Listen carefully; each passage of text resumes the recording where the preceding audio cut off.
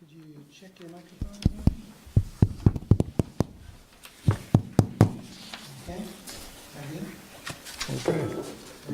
Okay. Okay, thanks, Charlie. Welcome to the South Burlington Development Review Board for Tuesday, January 15th, 2019. First item on the agenda is directions on emergency evacuation procedures from the conference room. If there is an emergency, these two doors here are the best way to get out. We can also go out the way we came in, but it's going to be important if there's an emergency to meet in the south parking lot, which is right behind me, and we can make sure everybody is safe and okay. Next item on the agenda are additions, deletions, or changes in the order of agenda items. Are there any? Hearing none. Number 3, comments and questions from the public not related to the agenda. Does anyone have any comments or questions not related to the agenda? Hearing none. Announcements.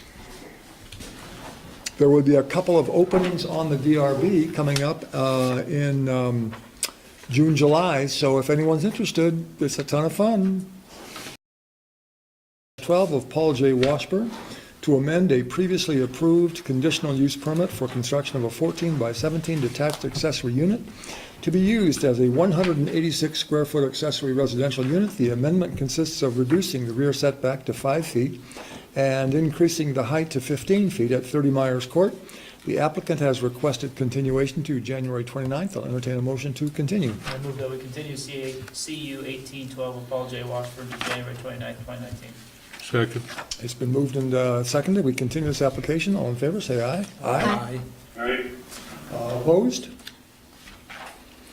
Okay, so number 6, continue site application SP 18-51 of NFI Vermont to amend a previously approved site plan for a group home. The amendment is to construct a building addition, 4 new parking spaces and pedestrian walkway at 102 Allen Road. Who is here for the applicant?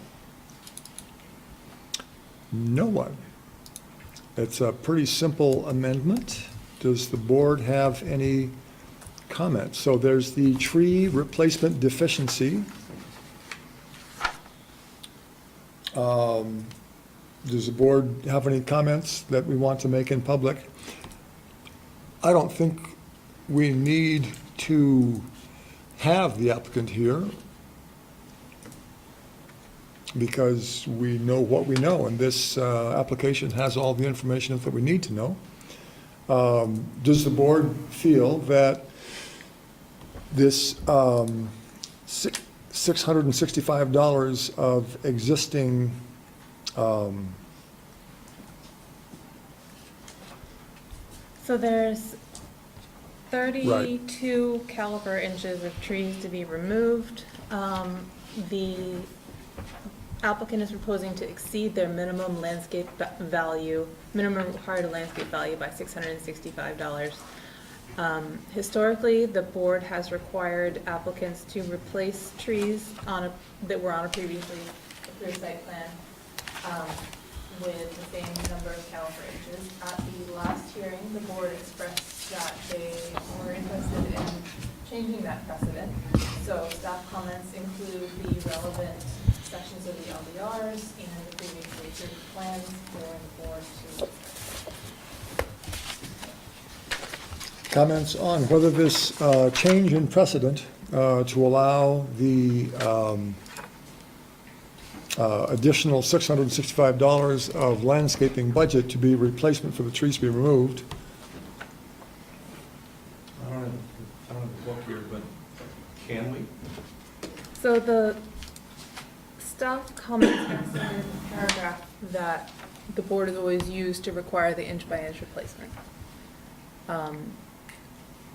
Guidance beyond that is, I would say, not limited to non-existent. Well, you've got the word shall in there twice, and shall in Vermont means must. So I don't think there's a may in one sentence which does allow the exercise of discretion, but only within the parameters of that sentence. So there is some of the trees to be cut down, all of the trees to be cut down are greater than a 5-inch caliper. The standard requiring caliper trees with a caliper less than 5 inches may be replaced on an inch-by-inch basis, with trees of the same genus at least 2 caliper each. No permit shall be required for such replacements, provided they conform to the approved site plan. Replacement of trees with a caliper greater than 5 inches shall require an amendment to the site plan. There's no question that they are proposing to amend their site plan. The question is what the replacement of the trees greater than 5 inches must consist of.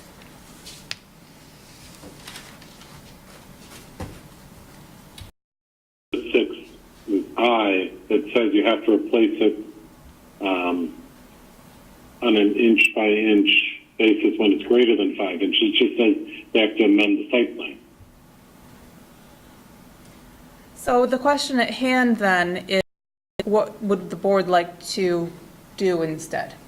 Because the inch by inch to all trees regardless of size.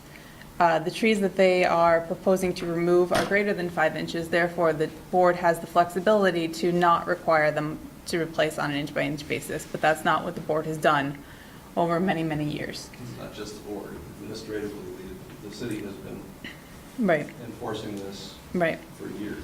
So the board expressed that they wanted to change that precedent the last time this was discussed.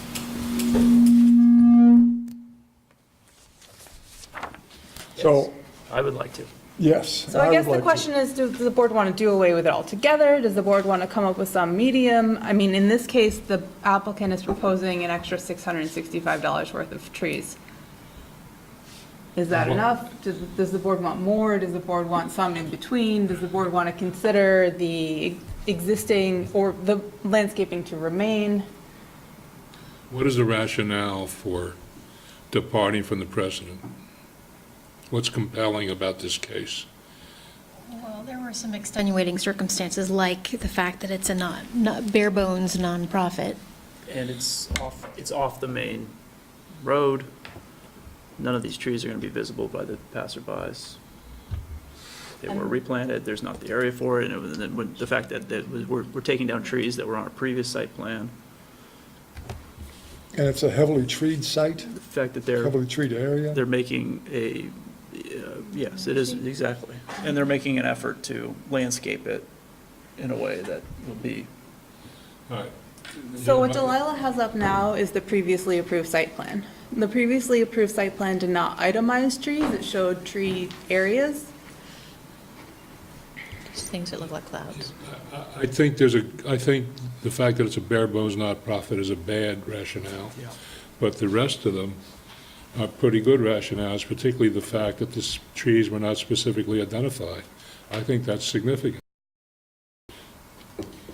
We could, I'm sorry, go ahead. No, you go ahead. I mean, I think we should frankly have a rule that says that,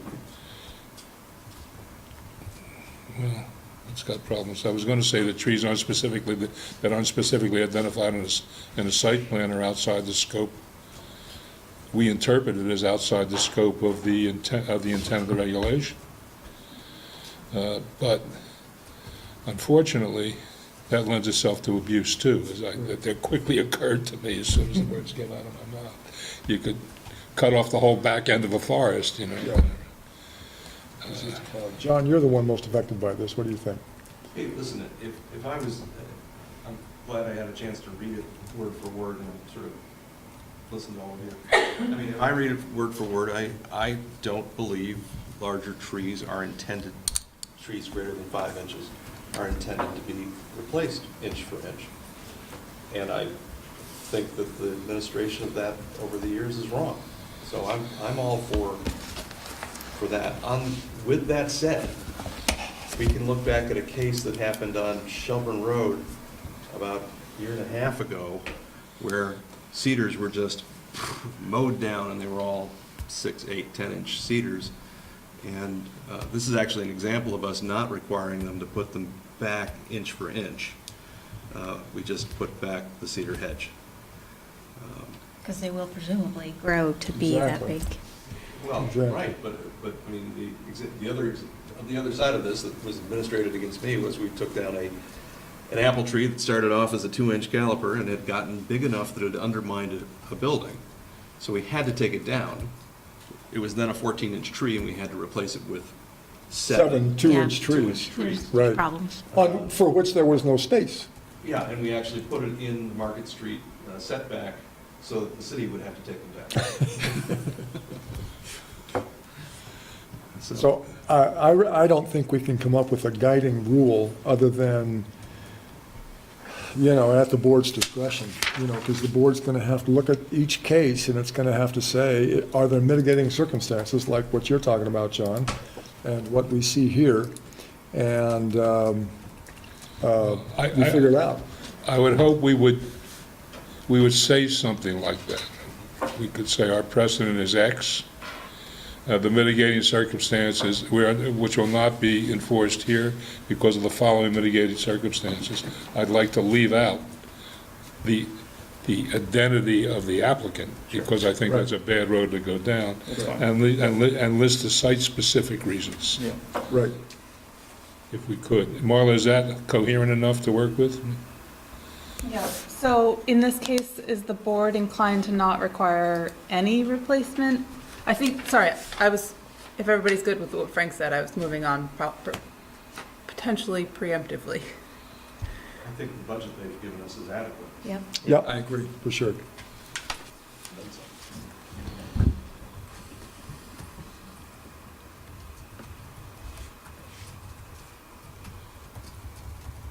I think we're going to start to get on shaky ground when we try to make our case-by-case case as best we can, but it's getting a little shaky. I would like the planning commission. Is it us or is it the planning commission that should identify or clarify this section? Because obviously it's been administrated a certain way for decades. It could be And either. It could remain up to the board to interpret unclear language, or the planning commission could make it a way. what I'm thinking about though is can we direct administratively? Because this is often done administratively rather than the board. Can we direct administratively to say replacement of the trees to a reasonable standard or something? I know that's so vague as to be useless, but a 14-inch tree, yeah, you might want to replace it with 2 or 3-inch trees or 2-inch trees, but 7 gets, if the project is so overburdened with landscaping. I'm interested in what Brian thinks as I try to think about what's supportable. We have a long-standing precedent about how we've interpreted it.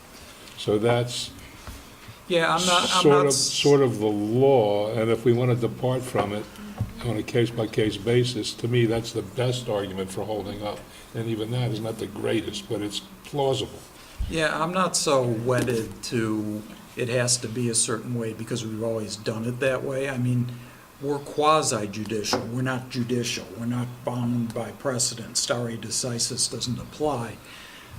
In this particular instance, it's clear that there is no requirement of particular size replacements for trees with a caliber of greater than 5 inches.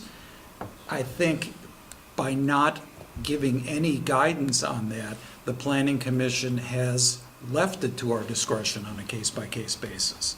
And I don't think, we should try as hard as we can to be consistent, and we certainly shouldn't look at the identity of the applicant. I agree totally with that. But I don't think we have to adopt a standard tonight. I think we can do case by case. So with respect to John's suggestion about administrative officer decisions, I think he makes a good point that this does come up again and again. And I think that we, as staff, have been, over the last month since this board conversation happened, previously telling applicants, we're not really sure where things stand right now. And I think that staff is open to following the lead of the board, but, we're gonna need more than one example. So one idea, and I don't know if this would make sense or not, is the administrative officer always has the discretion to kick something to the board. We could kick you a couple examples that we wouldn't have otherwise kicked you to get some new some more precedent under our belt. I think that's a good idea. Yeah, good. And Ryan, I think the way I read this, and I don't know how many of you have planted large trees, but a 5-inch caliper tree is a big, expensive tree. And I think that's what was intended here, and that's where I'm headed with it, but I'm happy to see more cases. But if you go out and you wanted to, you can plant a 5-inch caliper tree to replace the 15 that died or had to come down, or you could do 2 2.5s or whatever. That's my take on what I've read, but let's get more cases.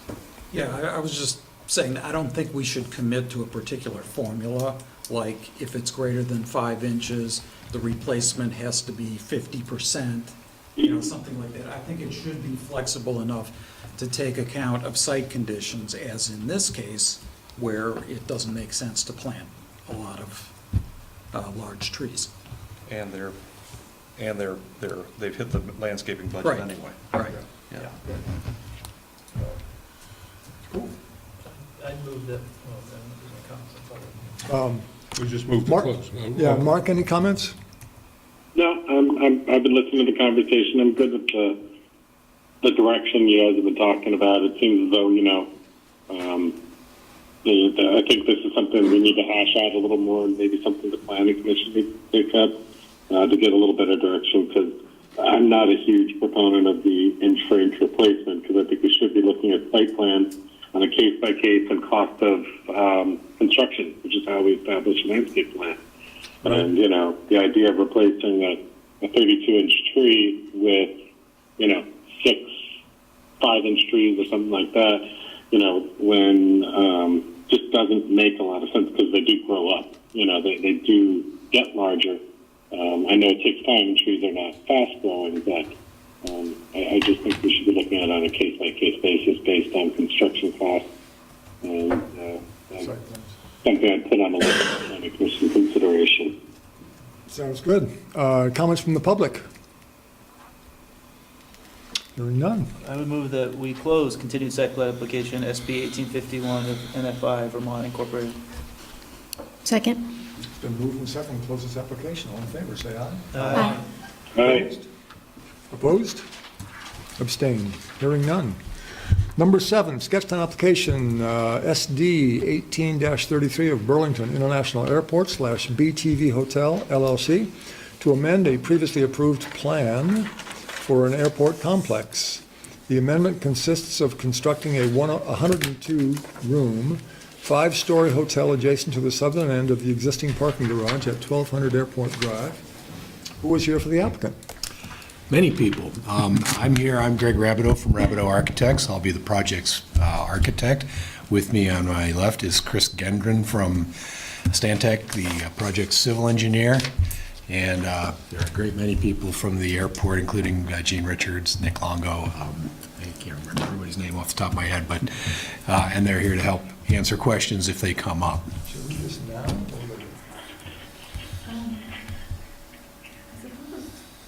Now would be good. Okay, so just as a procedural addition to the way we run things, I'm going to read a description of the sketch plan procedure, because there's been questions about it. Sketch plan is a high-level, this is for people who don't know what sketch plans are. Sketch plan is a high-level review and discussion where an applicant receives feedback from the board on the major elements of a project before it's fully designed. During the meeting, the board may provide oral guidance to the applicant, which constitutes the board's determination, in quotes, that the application meets the purposes of the land development regulations. These comments are to help guide the applicant to a later application that meets LDR requirements and contributes to the goals of the South Burlington Comprehensive Plan. It's not a formal hearing. It does not result in a binding decision. There will be an opportunity for public questions after the board completes their initial discussion of the project. Members of the public are welcome and encouraged to ask questions or provide feedback at this very early stage of an application. Please direct all questions and statements to me, the board chair. The board may choose to continue the meeting to a later date if there are questions that remain to be examined. The future date will be announced prior to concluding this item for the evening. Upon conclusion of the sketch plan meeting, an applicant who wishes to move forward with their project will application. The next level of review includes additional public notices and a formal public hearing. A more detailed description of sketch plan review is available at the back of the room, so if anyone wants to look at that, it's available back there. All right, please describe the project. Bill, Oh, I just found out today that my office represents the city of Burlington in this matter, so I'm going to have to recuse myself just on this item, not on the following two, though. gotcha. Oh, okay, just on this item. All right, thanks, Brian. Okay, It would be helpful if we could bring up the site plan. Which, oh, There's a couple at the very end. yeah, I think that's what you're looking for. Yeah, Up, one here. one up, there we go, that's good.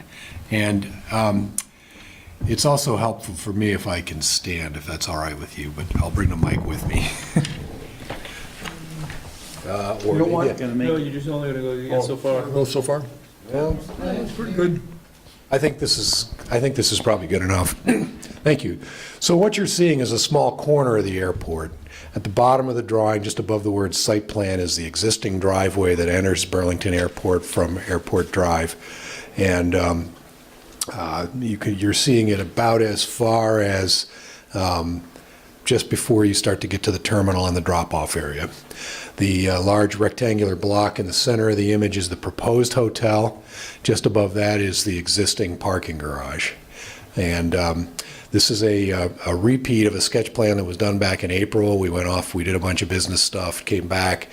And one of the things that's happened since our last visit is that we've secured a commitment for a franchise from the Marriott Corporation. And one of the things that's done is it's given us a very specific set of interior requirements, room dimensions and things to satisfy the requirements of the Fairfield Inn and Suites. So the building has gotten a little bit longer since April. It's really really just caused by a few inches of difference in the width of every guest room. But that's very important to the franchise people. They won't approve us if we don't provide exactly that. And that change in length will have a big impact on our discussion in a little bit about the front yard setback waiver that we're requesting. In addition to a front yard setback waiver, we're also asking for a waiver of the allowable height in the district. In the case of the height, we intend to demonstrate to you that it's based on its relationship to the dimensions of the garage and not to the district in general. The garage is 5-6 stories tall at one end, and this building, when it's finished, will be similar in height to the tall portion of the existing garage. A sort of horizontal gray band goes between the two buildings, the proposed hotel and the existing garage.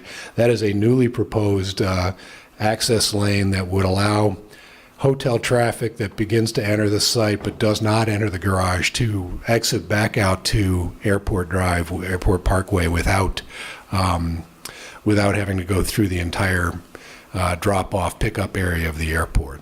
It also provides a sort of fire separation between the garage and the hotel.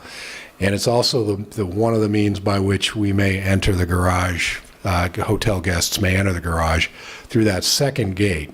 We're working on details of that with the airport right now, but that seems to fit best with how they've deployed resources within the garage right now. The hotel will depend entirely for its parking requirement on the garage itself, and I expect that we'll spend some time talking now and at the future plat hearings about the adequacy of that parking. I'm going to represent, based on our detailed conversations with the airport, that they have more than enough parking within the garage and on their several various surface lots. They keep a close eye on utilization. I don't think we're going to get into precise numbers tonight, but suffice it to say that they are not using 100% of that asset, and that's one of the things from their perspective that's making this project desirable.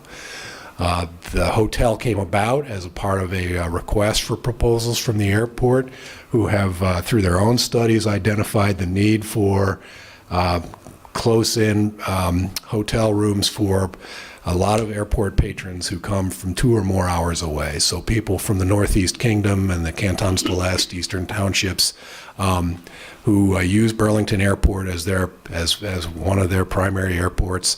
The airport believes, and our applicants agree, that having an airport hotel would allow people who come in from the kingdom to spend the night and get those 5:40, 6 o'clock, first thing in the morning flights that we've all taken. That having a facility like this is necessary for the support of the airport. And that is one of the findings this board will have to make, is that the hotel use is compatible with and consistent with airport uses. The building would have 1 story of guest service level, which would be dining area, front desk, lounge. There's a number of small meeting spaces and things that go along with the program, and then 4 stories of guest rooms above. And the exterior is proposed to be a combination of composite siding, brick, natural stone, and some metallic panels. We're taking cues from the design of the terminal building. It's somewhat modern, but not an exact copy of the terminal. And another difference as far as how the building lays out versus the earlier iteration some of you may have seen, we've separated the canopy feature, reworked access into the garage and that fire lane I was talking about earlier. Previously, we had traffic going underneath the hotel building. We just couldn't make our lobby work with that configuration. It took too much of the first floor footprint. And we also needed to do some refinement around. As you can look around the canopy, you'll see the access to the garage is just beyond, but we needed to provide a bypass lane and some turning maneuvers so that people coming to check in are not blocking or occluding the main access to the airport. I'm not going to get into too much of the details of the agreement on the parking, other than to say that there's an arrangement for hotel guests to have parking while they're staying in the hotel, and then the hope is that for the duration of their vacations elsewhere, they'll pay the normal daily rate when they're not staying in the hotel, but their car is still on the property. This particular image, the dark square in the middle with the shadow coming off of it, is a proposed pedestrian connection between the parking garage and right now the 3rd level of the hotel. This is something that the airport feels strongly about. That they would like to see a pathway directly from the hotel through the garage and into the airport via the existing pedestrian bridges that span the main entry.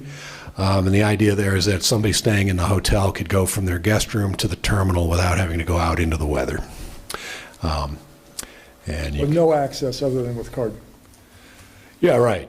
Exactly. You'd have to have a guest room key to make that transition from the garage back into the hotel.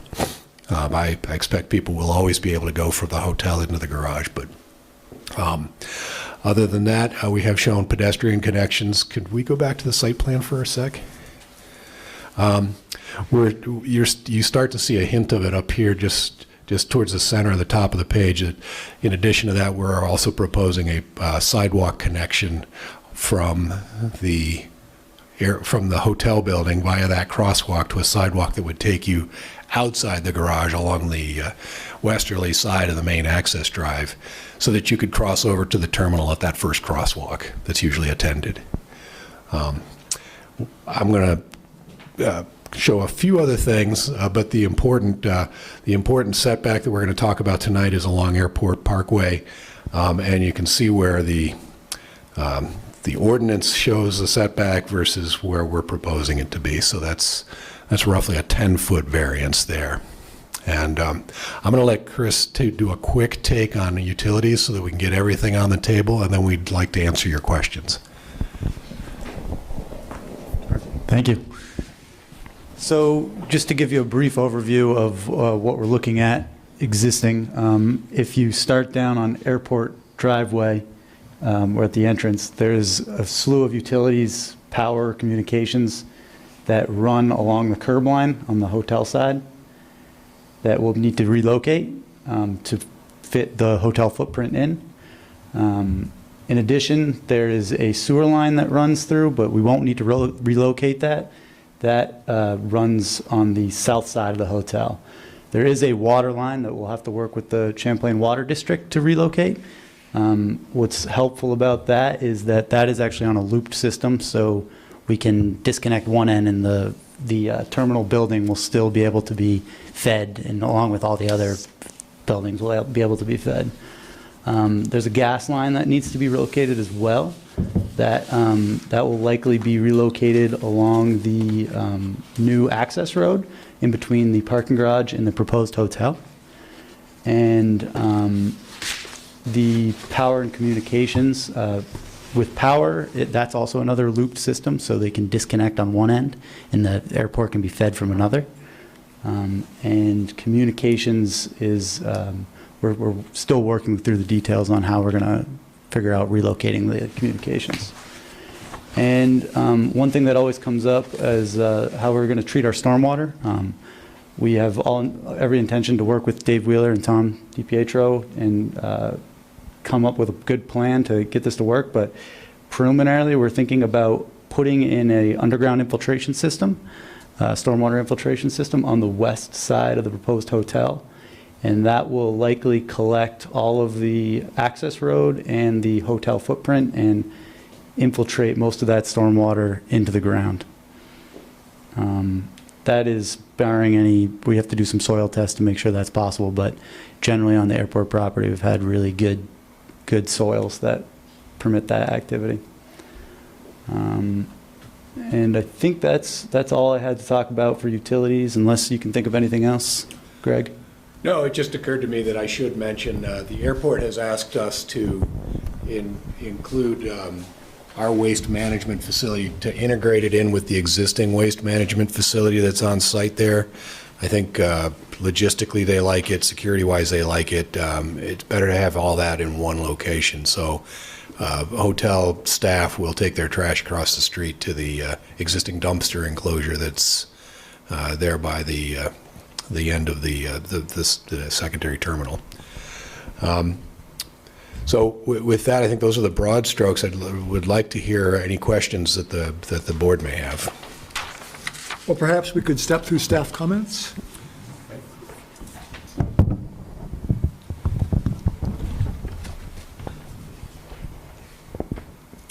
So the red comment number one relates to the issue that I brought up earlier, that one of the things that will have to happen for us to be successful is that the DRB will have to make a determination that the hotel use falls within the aviation category, that this hotel is sufficiently related to airport operations to be allowable in the district.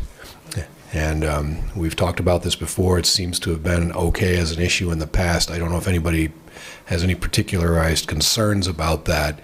But seeing as how it was that the process started with the airport identified the need and then went out and found people to execute on it, I think does reinforce that argument pretty strongly. The walkway does as well. I don't remember for that being, maybe it was in April, I can't remember, but that certainly lends to that. And there is an agreement between the airport and the applicants to allow airport passengers to come over and take advantage of the facilities in the hotel. It's one of the few places where you'll be able to get food outside of the TSA portal. So I know Skinny Pancake has that little kiosk underneath the stairs, but this will provide people another option. Any comments from the board on this? Mark, anybody? It seems to me like it absolutely is.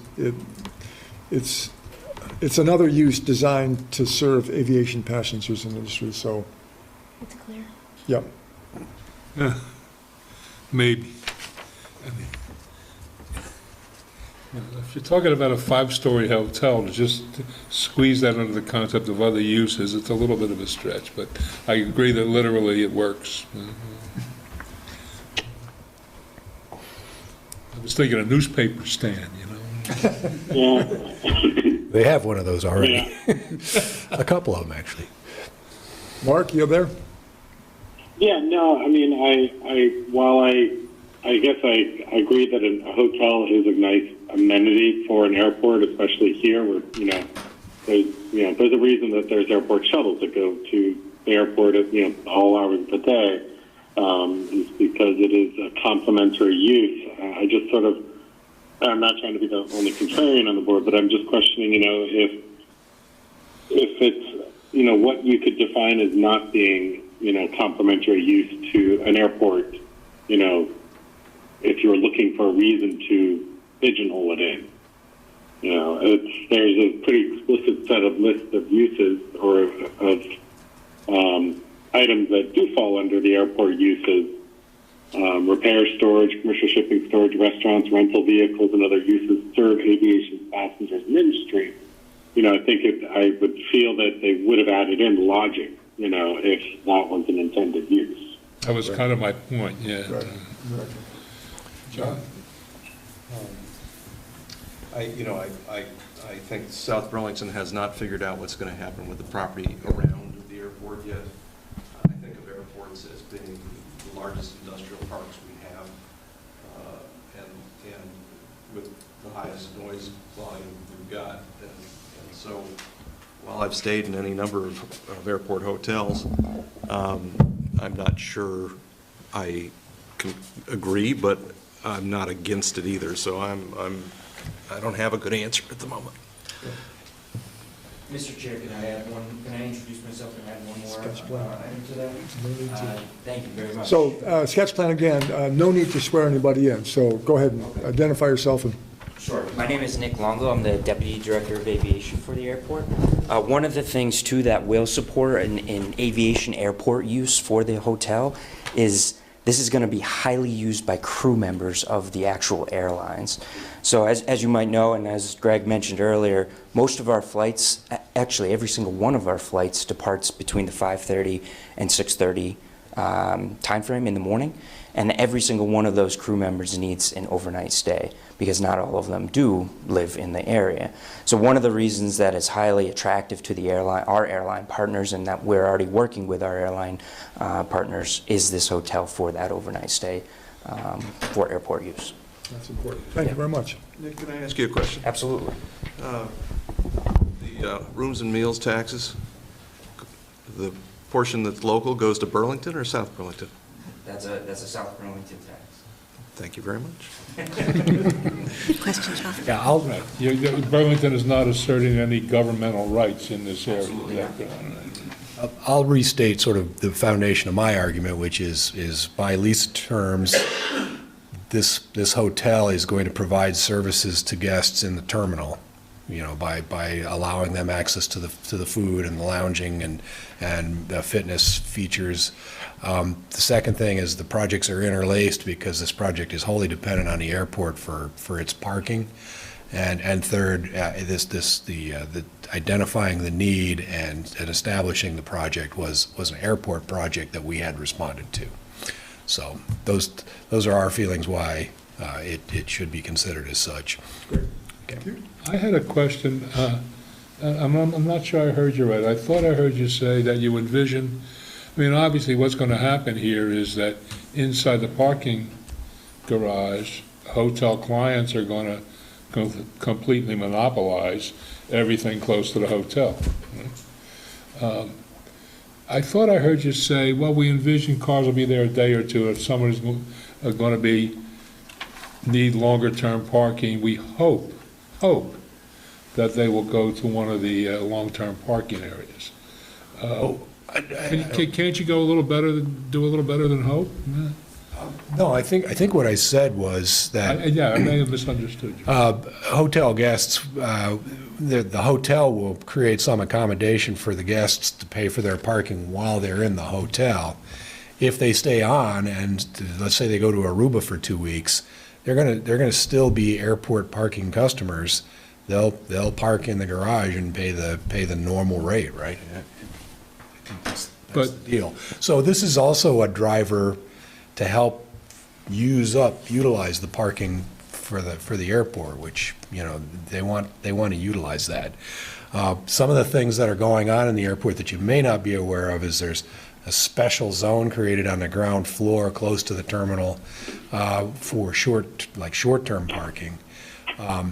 We moved our access back and the connection to the hotels at the third story to sort of push people up, and because they'll park close to the hotel when they arrive.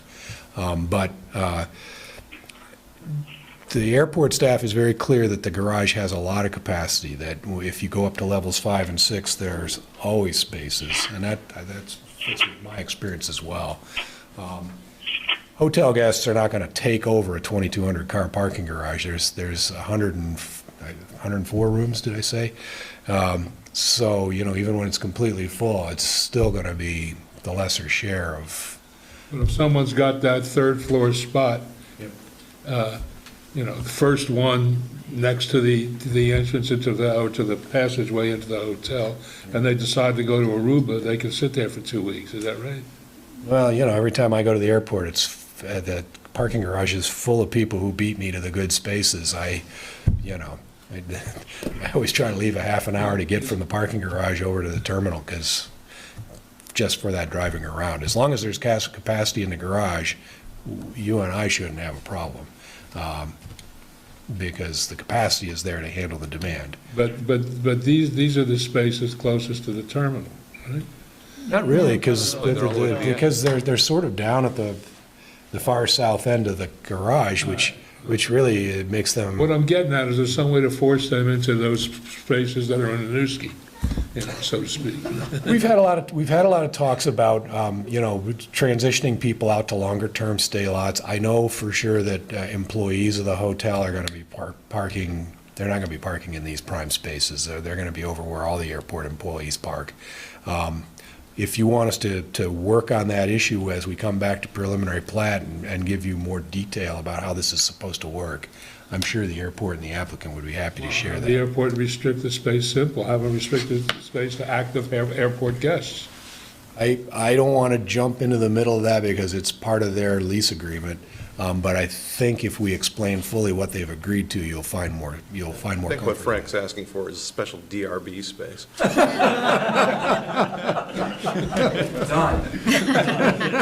Still talking to Nick after that. 6 or 7 spots. You know. Mark's not here much, so. We have talked about how to guide people away from the ground floor right by the entrance, and I think, you know, that's why we've kind of moved things around the way we have, but we can continue that conversation. Yeah, I was surprised. I was up on the 3rd floor the other day in the middle of, I picked up my mother 2 days before Christmas and sent her off the day after.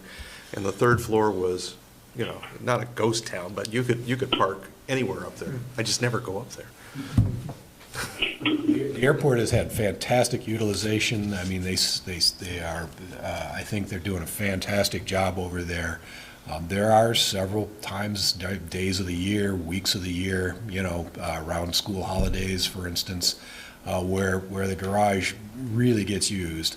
But even still, I think their utilization reports, because they're keeping track of people paying, right? So they know who's coming and going, show that there's still a fair amount of capacity in the garage and in the surrounding satellite lots. So the airport's good on that. Can I say something? I'm sorry. Sure. Please identify yourself. Please identify yourself. I'm Gene Richards, Director of Aviation. One thing that we have been faced with, that you all have been faced with, is the Uber Lyft. That has changed airports throughout the United States, and probably the world, as far as the load factors we were anticipating. We're not getting those load factors anymore. So this actually is a really a great opportunity for us to better utilize the garage and have less days of lower levels. So it's a good opportunity. It's a win-win for the customer and a win-win for the city and a win-win for the airport. Thank you. I had another question about the site plan. It could be because I wasn't reading it very well. I didn't quite follow what the actual drop-off point is. I mean, I'm taking my wife to the airport, and I want to drop her in front of the hotel so she can go in the hotel. I want to drive out. Show me my route and where she's getting dropped off and how I'm getting The out. next page, actually, it has the arrows for circulation on it. Wait, which, oh, after it? Yeah. Does that Yeah. help at all? So you come in the Access Drive now. Normally you would get dropped off up about here if you're going to the terminal. You would cab off to the left, and there's a two-lane road. The internal lane is under the canopy. The external lane is a bypass lane. And so you would stop here, you'd drop your wife off, and then you would go either here or here and go into the garage and park. Or back out to Airport Or Drive. you would go back out to here and exit only. And we can direct the direction of that exit if we feel it's prudent to sort of force a right turn or something. That'll come out of the traffic analysis, I think. But it's possible to do this operation, without having to enter the main stream of traffic going through the terminal and drop-off area. Okay, so, We saw this as a potential area here for queuing of cars waiting to go into the garage. If, say they're really busy and 8 people are checking in at once, this is a little constricted, but they've got all of this double lane here so, to queue up. but if I want to come in from the back side of the hotel, or from the, what would that be, the north side of the hotel, from your new road, and I want to make a right to get to the front of the hotel, I'm going to be nose to nose. That's one way. It's one way? We're thinking one way, yeah, because we don't want to be entering, we don't have too much traffic circulating up from here. I mean, the main thrust of the traffic must be this, and we have to respect that for the airport to work. So I don't know if we'll be using this access for hotel guests or if that's going to be for short-term parking people. That's operational for the garage, but we've provided more than one connection point along there. All right, that answers my question, thank you. If we're ready, let's move on to comment number 2. Bill, let me back up for a second, because I'm back on number 1 in my head still. The library makes me think of this. Everything's changing use these days. And I think realistically, we probably haven't kept up, is my take on that description. And so while it's a planning and LDR issue, I've changed my mind. I don't have a problem with this. Okay. Good, thanks. Go ahead. Comment number 2, if we could. This is about the setback that I referenced earlier, and our request for a waiver, a 10-foot waiver of the front yard setback. I think the staff comments go into a little bit more detail about the ordinance and the LDRs and how, in this case, I think we have a multi-unit PUD, and that the board has the right to waive this if they find it's in service of good design or consistent with the zoning regs. That would be the clause that we would be employing. And the change came for us, the change came in shifting the footprint a little bit more westerly because of the change in the franchise. We got to secure a real franchise, which is good.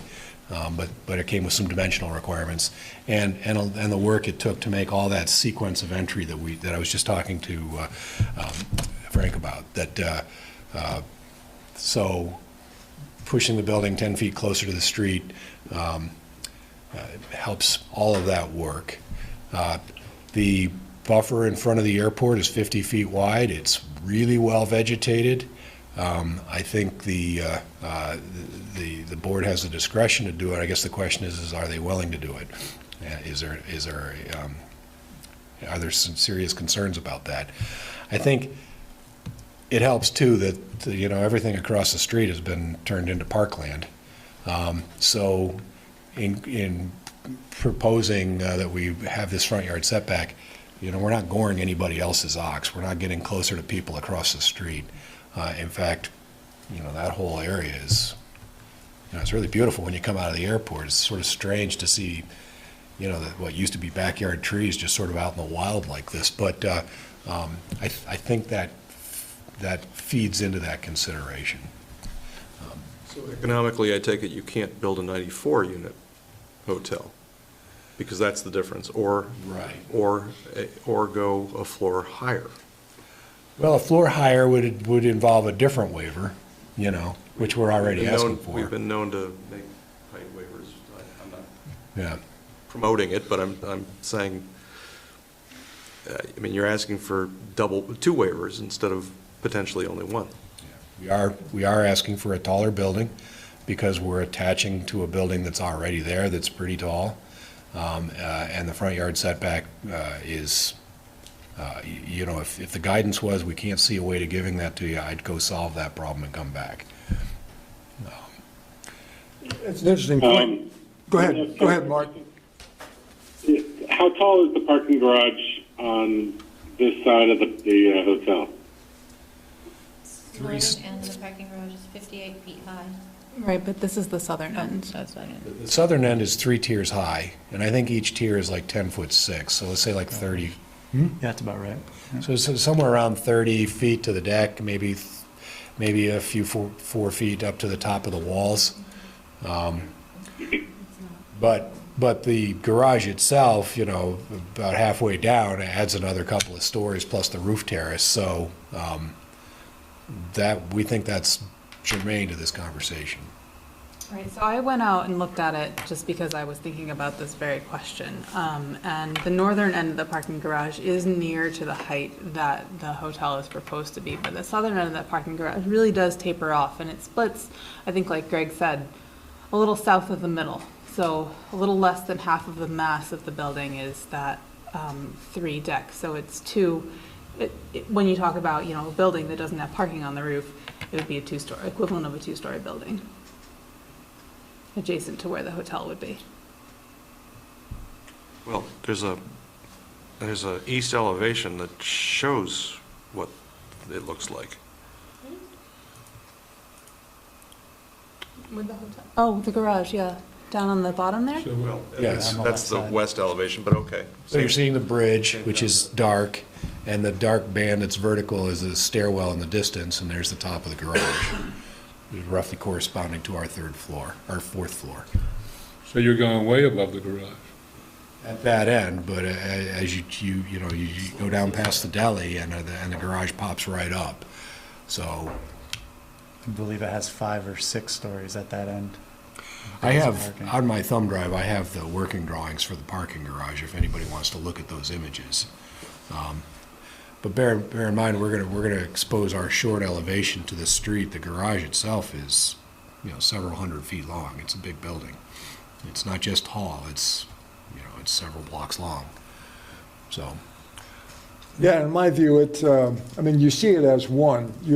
In my view, you experience it as one. You know, here's a big building, it's this high here, and it's this high here.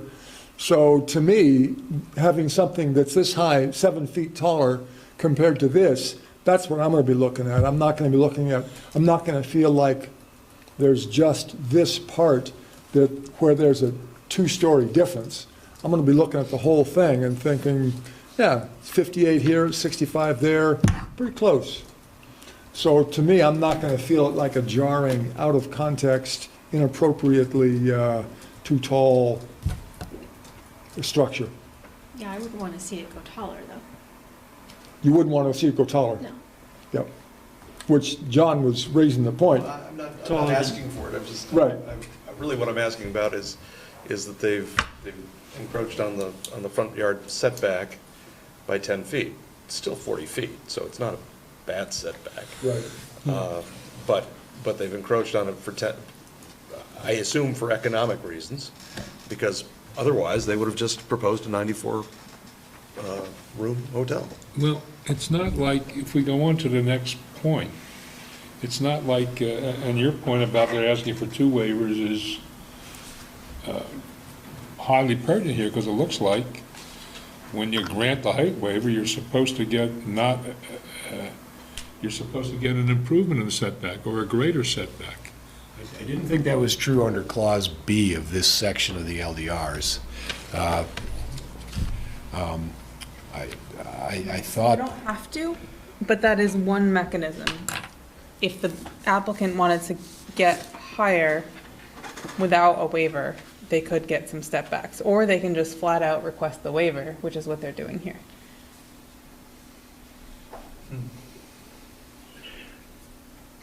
Bill, can I weigh in? Go ahead, Mark. All right. In regards to, the board doesn't have a lot of teeth and hasn't given a lot of teeth to height waiver requests over the years. It's basically I don't know if it's even the unwritten rule or just the rule is that if it's not blocking a public view corridor, there really isn't, to be true, a height limitation in the city. Even though it says it, pretty much the board doesn't have a lot of latitude. But that said, you're asking for a front yard setback waiver and a height waiver, and the parking garage, while it is 58 feet tall at the northern southern side, it's only about 36 feet tall adjacent to this building. But the parking garage actually has more fenestration on the sides that you're seeing than, because I'm looking at the hotel and I'm looking at the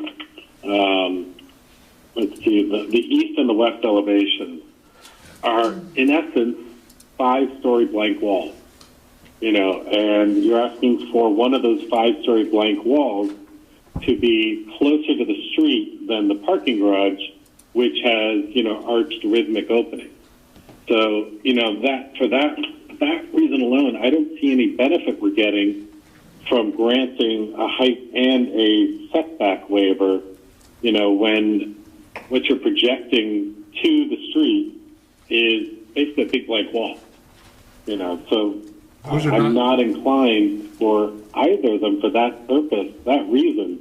I guess I'm lesser inclined for the height waiver because we're not blocking anything. But the front yard setback, you're bringing a blank wall closer to the street than the parking garage even is. Those aren't windows facing the street? There are windows at the end of the corridor, window. and there are windows on the street level. But he's right. I mean, at the guest room levels, we don't have windows shown. But I would be willing to take from Mark that suggestion that if the street elevation was a little more interesting, this might be a different conversation. But right now, we're just sort of reflecting how hotel rooms work, which is the windows at the end and there's furniture on both walls. But we can work that issue if it's of concern to you, Mark. It is, and we would be having a different conversation if this presented more of a street frontage elevation, where because you show a concrete path, sidewalk to the front building. But that's going to an egress stair that doesn't even have an access from the lobby. So it's pretty much people coming down the stair would go out. But there's no one coming from the street that would go into that side of the building. Not without a guest room key anyhow, yeah. I'd be willing to take that as a challenge to do better. I mean, if the architecture is the barrier, then we can improve that. One thing I noticed, I mean, the request for the height says 65 feet, but the dimensions of the elevations submitted with the application show that the roof deck is at 56 feet above the floor. And I think the difference came from, we briefly looked at building this using modular construction, and that was adding building height. But I think we could limit the request for a height waiver to something closer to 60 feet instead of 65.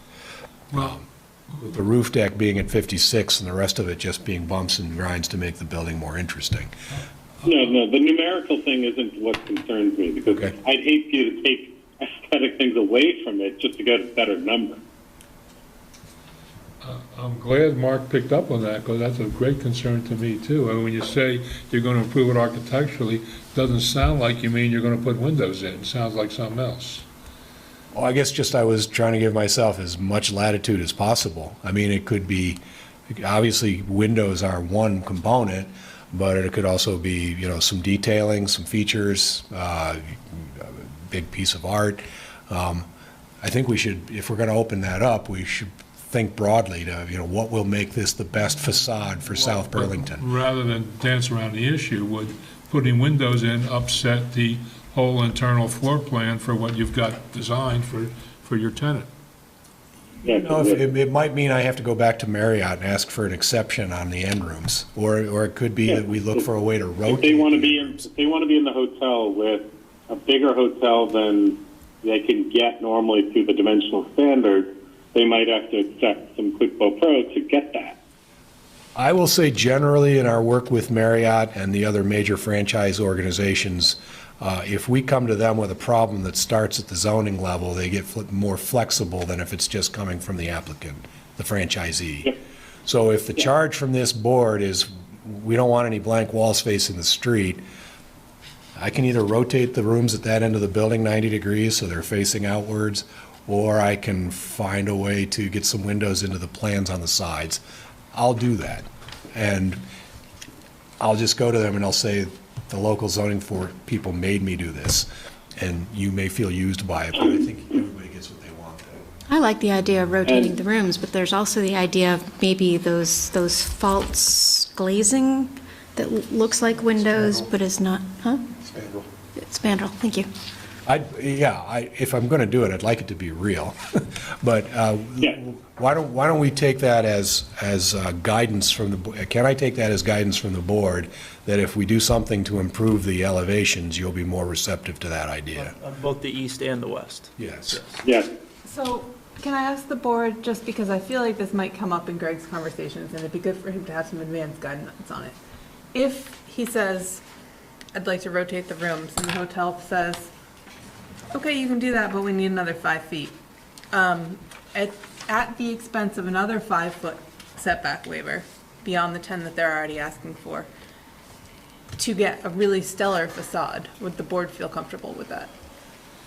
You know, I mean, I think, Mark, don't let me misrepresent what you're saying, but I think I'm kind of with you that the height or the extent of the waiver in this particular circumstance, with nothing across the street and no views to worry about, is not nearly as important as what you're presenting to the street.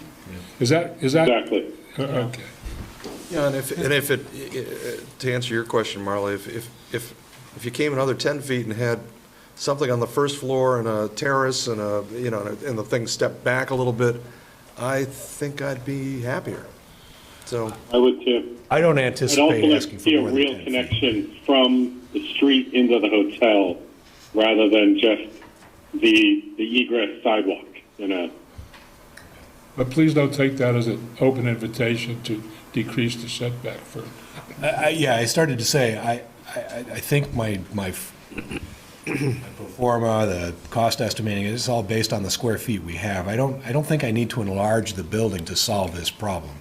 But I think if we look hard at the units on the ends, I'm sure we can find a way to make that a more active facade, and I understand what the board is looking for. Well, but I think John just said that, the idea of setback, a series of setbacks might support but I pushing mean, it Greg out. pointed out that it could be artwork. The front of Allard Square has a nice piece that I think Conan did, that's on the front of it. Something interesting to make the face work better. And this is a general principle throughout South Burlington. We just don't like blank walls that we have to look at. So it really isn't, we're not picking on you. Nope, I don't feel picked on. Sometimes we don't. Sometimes we catch up, No, I sometimes we don't. value the guidance, and I see it would be a better project if it had a more attractive street presence.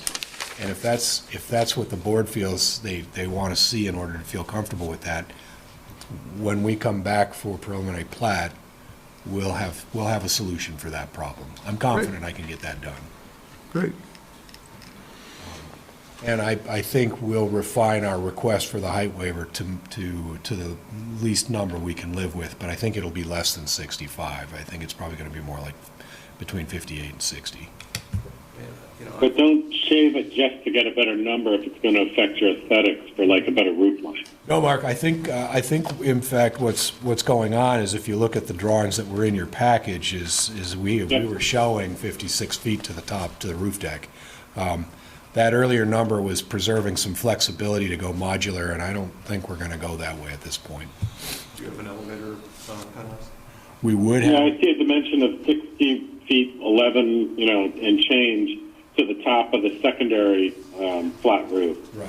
So I assume that 65 is to the elevator penthouse Well, or something up there. See between columns 5 and 6. yeah, I think what we can leave it at is that I'm gonna define that number more closely at preliminary plat. Yeah. But it won't be 60, it won't be as much as 65 feet, I don't think. Including the apparatus on the roof? Well, I don't have any information right now about mechanical design stuff, but there may be one or two air handlers up there. So I'll have to get some information from our contracting partner to answer that question. We do need that before, or when you submit preliminary, just because it's a different set of standards. So I just need to know whether I need to look at those standards or not. Okay, yeah. Okay, not a big deal either way, just need to know. So I think that, That's 3 and 4. Right? that's 3 and 4. Yeah, so moving on, number 5. The parking needs assessment, I talked about that in broad terms. The airport does have data sets on utilization of the garage. What I've been authorized to say for tonight is that they have more than enough parking to accommodate the additional 100-plus spaces that we'll need to do this project. I will work with the airport to get that data into a format that's useful to you and acceptable to them. Great. Number 6. We've already talked about this a little bit. It comes back to this conversation about the relationship of the building to the parking garage. Yep, I think we kind of plowed that ground. I think so. 7? 7 is something we will employ. It's not so much a request for a waiver as a sort of reflection of the truth that the site, as it stands now, has a lot of beautiful specimen trees. One of the nicest things about the airport is that stretch of parkland going in front of the garage. So it is likely to meet our ordinance requirements for adequate landscaping, that some of it may be used for landscaping projects elsewhere on the airport PUD. So we'll plant what we need, what we want around the hotel, and to the extent that we're falling short in terms of dollars to meet the requirement, what this says is that we can find other needy places at the airport where plantings are acceptable. One thing we have to deal with here that's unusual for projects is we've been asked to be careful to not use a lot of ground shrubs because they don't want places where people can hide. So I know it's a little odd. Obviously, we're going to need some shrubs or some other kinds of woody plants to. What is that directed at? I don't know. You know that this is how it came to me was they don't want a lot of shrubs along fences and stuff because they need to be able to observe and their secure perimeter. Airport security. Right. 100% airport security. That doesn't mean we can't plant trees, and it doesn't mean we're not going to meet our requirement. It may mean, though, that there are other places at the airport that have been identified as needing some kind of remedial landscaping. We may ask you for that. Have we done this in the past with the Yes. airport? Yeah, This is yeah, something Stantec standard practice, right? has done this before, yeah. The place where they take the rental cars to get them washed and then turn them around, that got approved, and I think all their landscaping was met elsewhere in the airport. The other thing we are likely to do is to identify some trees. There are some large specimen trees that we're retaining and we may want credit for. But it's about roughly $10 million project. I think the landscaping budget's going to be $250,000, $300,000. I have a hard time thinking where I'll put all that on this half-acre parcel because it's already richly landscaped. But we will meet the requirement, but we may meet it as a contribution to the whole. Do you now own, there's houses that came down across Airport Drive. Do you own that land now, where the houses? Correct. There's only 3 houses that we do not own across Airport Drive, but none of them are located across Well, I mean, I haven't been over there to look. What's on those empty lots now? Grass. Parkland. It's trees. It's beautiful. It's really, it's almost ethereal. There's, So would they be able to use some of their budget to further, or maybe it doesn't need it, I don't know. Property. Pardon? It's a different property. Oh, Whereas It's a the different, it's not part of this it's not- PUD? I mean, they're physically different properties. I mean, I don't know how the parcels are I know just. we've been down this road before and determined that we needed to be on the airport parcel. Okay. Yeah, when, last time we talked about the quick turnaround facility with the car wash, we were trying to see if we could find some way to put blah, blah, blah. Yes, so we tried. Good point. I know that from talking to Chris, Stantec works at the airport a lot. There are a lot of little remedial projects that the airport has a list going of things they want cleaned up, and we'll find a way to contribute to it. I think that's just something that takes some explaining, because it's not something we do often here. Is there anything that the board wanted to provide some input on as they look at that? You know, anything that has come up as part of previous projects that is sorely in need of landscaping or anything? Or just let them run with it and see what they come up with? Yeah, not being there, looking at it. I think you have to be one way on that pass through.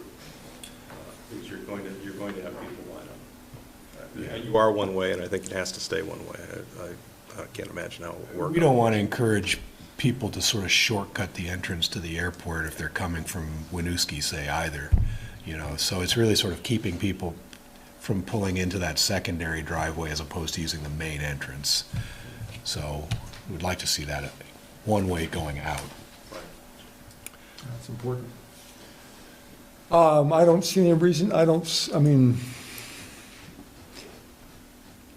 yeah, I don't feel, unless anyone, Mark, may have some ideas for specific improvements to landscaping, but I don't see any need to give specific direction. I'm happy to let them take shots at it. I still think there should be a big South Burlington, excuse me, not South Burlington Airport sign on the corner. And we've talked about this before.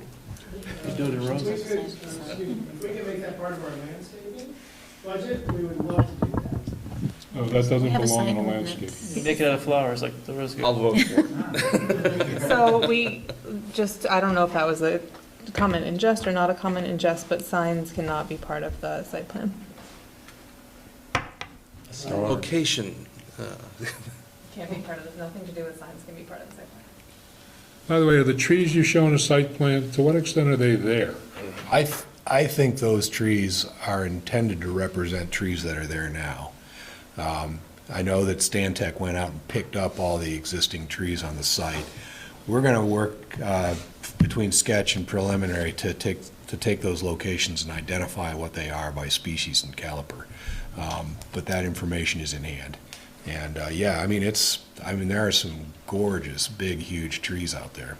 It's spectacular. So we don't want to start trying to plant in between them and crowding them out. So that should help your street side presentation also. Yes, it definitely will. And we'll prepare a rendering viewed from Airport Parkway.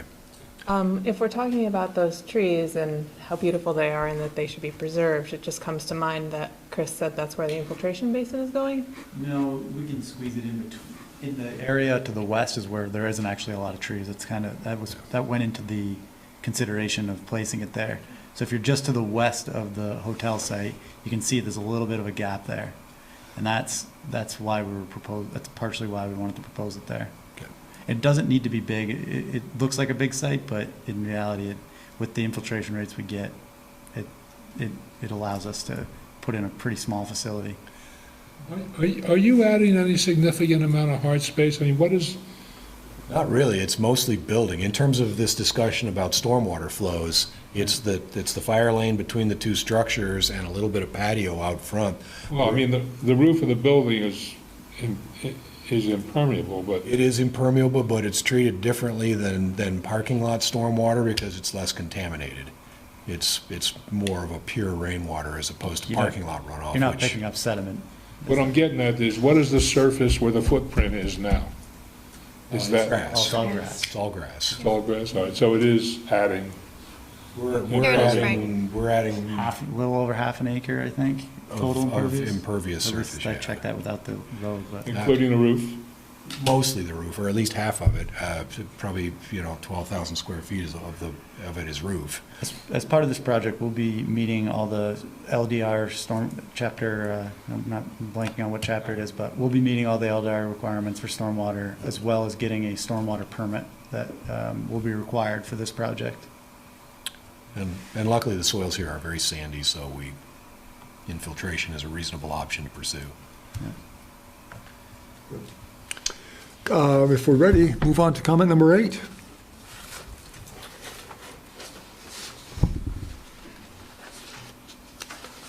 This is a big deal. We really don't want anybody hurt. Obviously, nobody wants people hurt. Right. So if we go back to the very last plan in my plan set, we can see the crosswalk I think they're talking about.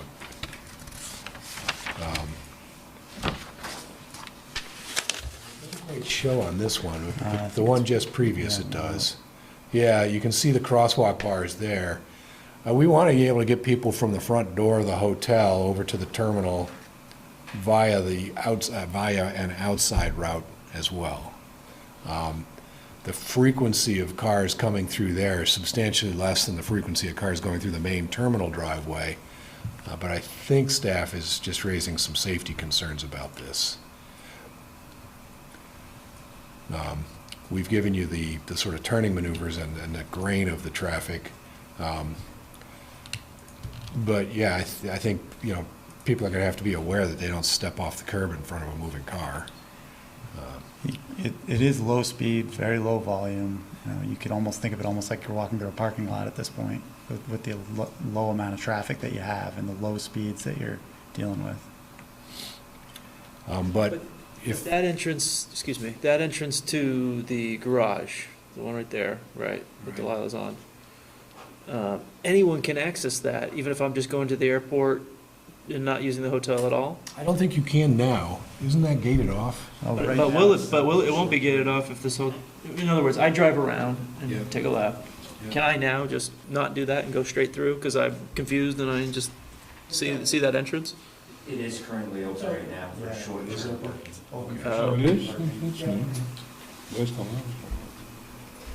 And I think that's the plan for the future, right? I just see, that's the first entrance you see to the garage. If you're not familiar that there's another entrance around there, you might be direct. I'm just trying to figure out if there's gonna be a line there. Why people that don't realize it'd be better off if they went past the police outpost and went around and took a left. You could address that partially through signage. I think that, and if we reinforced it with a pavement treatment, because generally around the front door of the hotel, we want some kind of special pavement. We don't want just asphalt. Right. Usually they want a concrete surface just because paused vehicles drip stuff and they can. But maybe that crosswalk needs to have a raised surface or a change of material or something that sort of warns drivers that this is. Well, do you absolutely want to prevent people who have missed the left that goes in under the, next to the hotel? They have missed that, and now they're at the next place. Do you absolutely want to prevent people from making a left into there? Because if you do, you just extend a curb so that it's only a right turn. Well, it looks like it's got a little horn to it, It does have a horn. That's what I was thinking, just extend that horn. the little party And hat. it'd be less likely someone to make a sharp left-hand turn and hit Yeah. a pedestrian. I'm happy to sort that out. I think we need to get some input from the airport and what their expectations are about this short-term lot. But we also will have a traffic consultant working with us, and maybe they can recommend some pedestrian safety Right. measures. Right, that would mean your signage would need to say that that first entrance is both for short-term parking and for the hotel. And that's the only way you're gonna get to that short-term or the hotel. You can't miss it and then do it, unless you got a little smart car. Well, there's lots of different options available. As Greg mentioned, surface treatments are an option. As Jennifer mentioned, striping. There's also just reducing the skew of the crosswalk so that you're not looking like this to see if cars are coming, but you're looking more in your peripheral vision. It sounds like, Greg's gonna have that sort of looked into. Yep. More comments on this? Okay, Mark, all good? I'm all good. Okay. Comments, questions from the public? Hearing none. Sketch plan is concluded. Thank you. I anticipate we'll be back fairly quickly with our next step of application, but I appreciate your time tonight. Yep. Thank you. Thank you very much. Next item on the agenda, sketch plan application also. You can just remember what I just read. Sketch plan application 18-32 of City of Burlington's Burlington International Airport to amend a previously approved plan for an airport complex. The amendment consists of raising an existing car wash facility, constructing a new 7,990 square foot auto rental car wash facility, and constructing a 2,353 square foot 6-position fueling canopy at 1200 Airport Drive. Who is here for the applicant?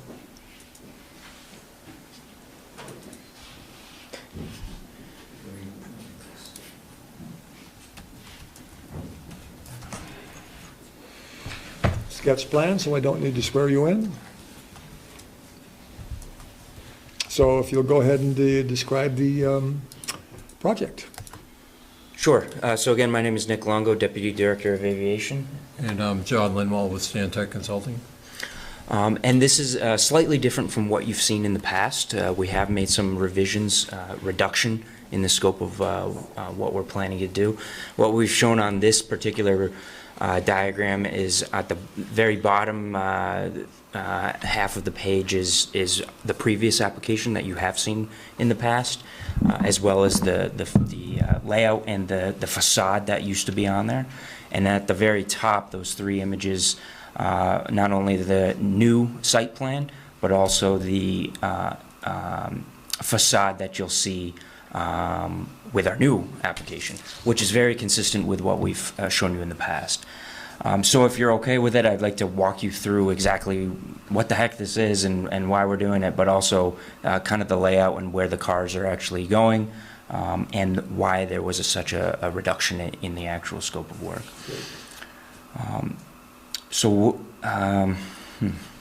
So if I start out at the garage, you can see some colored lines on there. There's a red and an orange line coming out of the corner of that garage. Do you want the zoomed in page, or do you want? That would be perfect, yeah, the zoomed in page of that top left, there you go, perfect. So that corner of the top left corner of the garage is really the initial part of the entire transaction of a car rental agency. So imagine yourself renting a car. Obviously you're doing that inside the terminal, walking out to the garage, picking up your car. Take your car away, return the car into the same parking area inside the garage.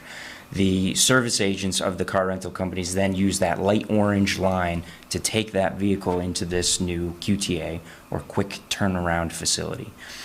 They go into a queuing spot, which are those all of those lines going into what you see there is 6 fueling bays, which they fuel the vehicle. There are vacuum stations in that area as well. It's a full canopy sitting on top of a concrete slab. Those 6 fueling stations then funnel into those 3 car wash bays. The difference between this application and the last, between the building and the fueling stations, is the last application you saw 12 fueling bay, a fueling station. This is now reduced to 6, and you only saw 2 car wash bays with 3 maintenance shops and 3 office spaces.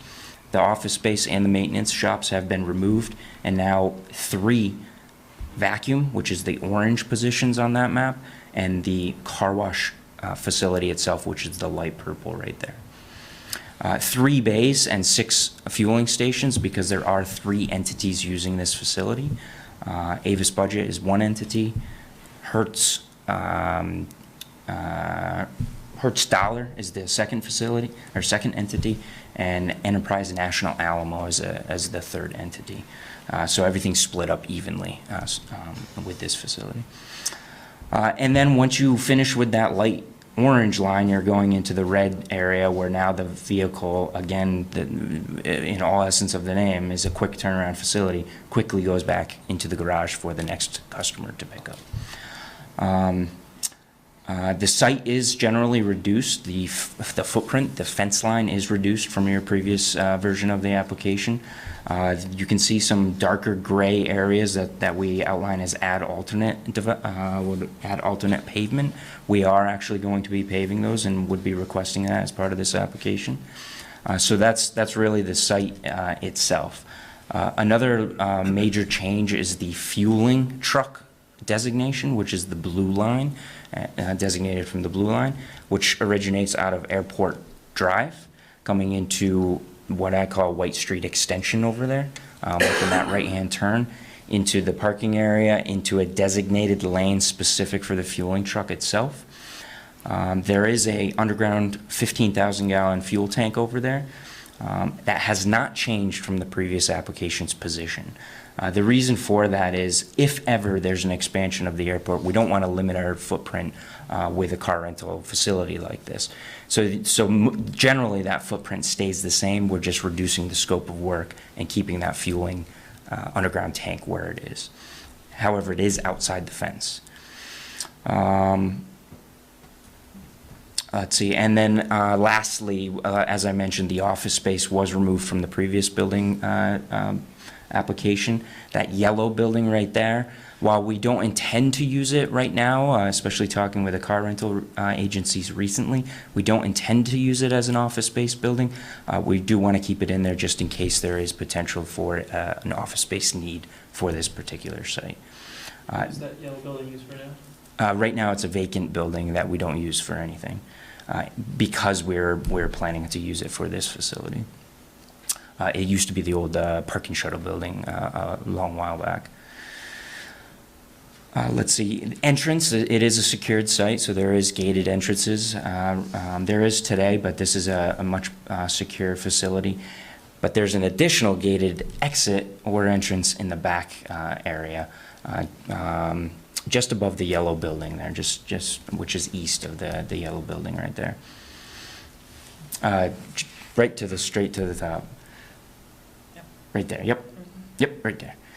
So that is a gated access point as well. So if there is car carriers that come in to drop off additional rental cars, which there certainly is in the industry, that point of access can be used so that Airport Drive is no longer needed to access the site, meaning taking cars off either in the parking lot or on adjacent sites that we do own and bringing them around our airport circle. As part of this, as part of the job or this scope of work too, there is also a designated entrance to our FAA, Federal Aviation Administration facility for the air traffic controllers. So just to the right of those light orange and red lines right there, that's a designated exclusive entrance for the FAA facility. No longer, right now they do share an entrance, so that does split that up. I think I got the gist of it. So the fuel tanks, obviously there's long pipes going from the fuel tanks to the fueling stations. Correct. You can see the red outline on this site plan here that goes to that canopy, the fuel station canopy. And it's generally a very straight line from the fuel tank to those canopies, or to the fuel station.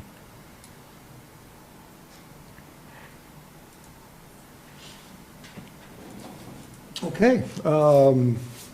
Unless the board has questions, we can dive into staff comments. Oh, they're not numbered. I apologize. Sorry. It's all right. First comment.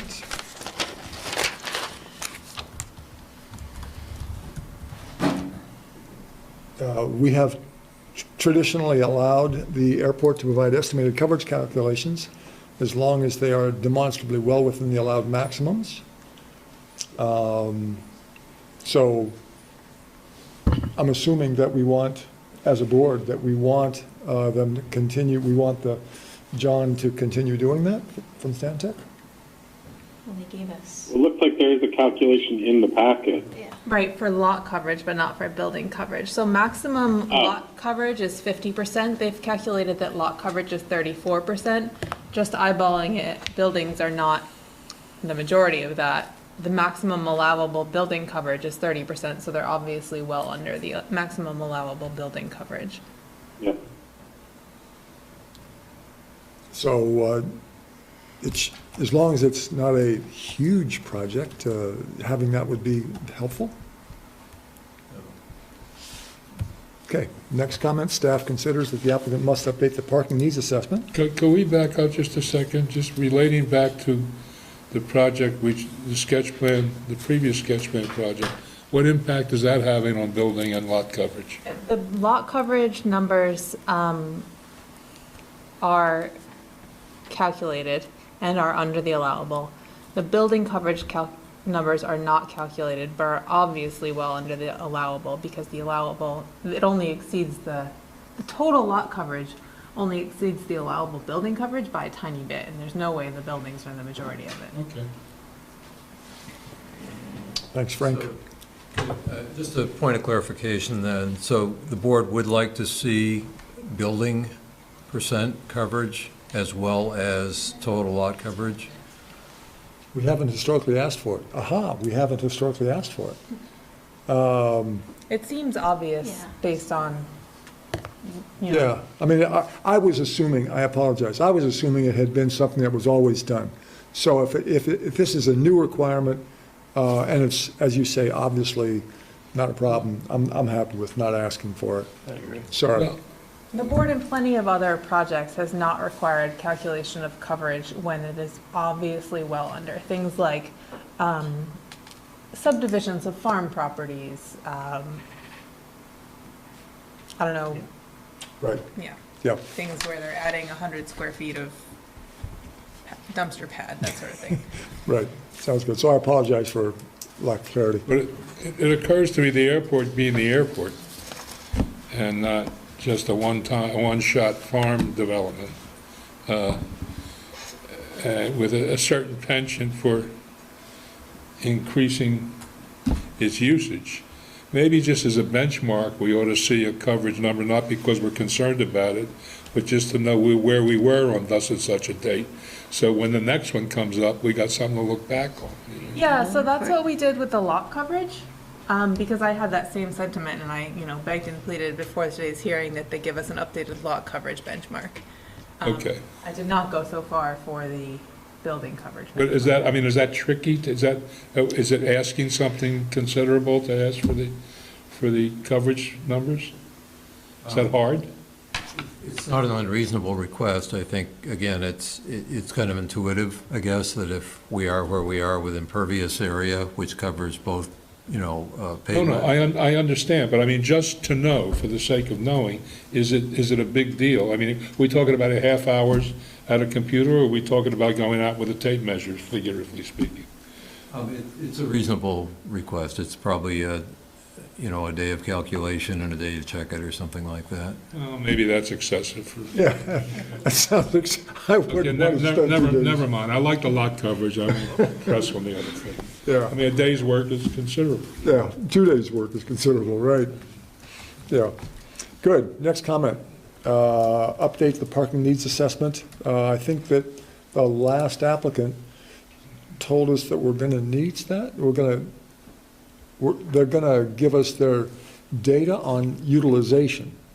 Is this different? Right.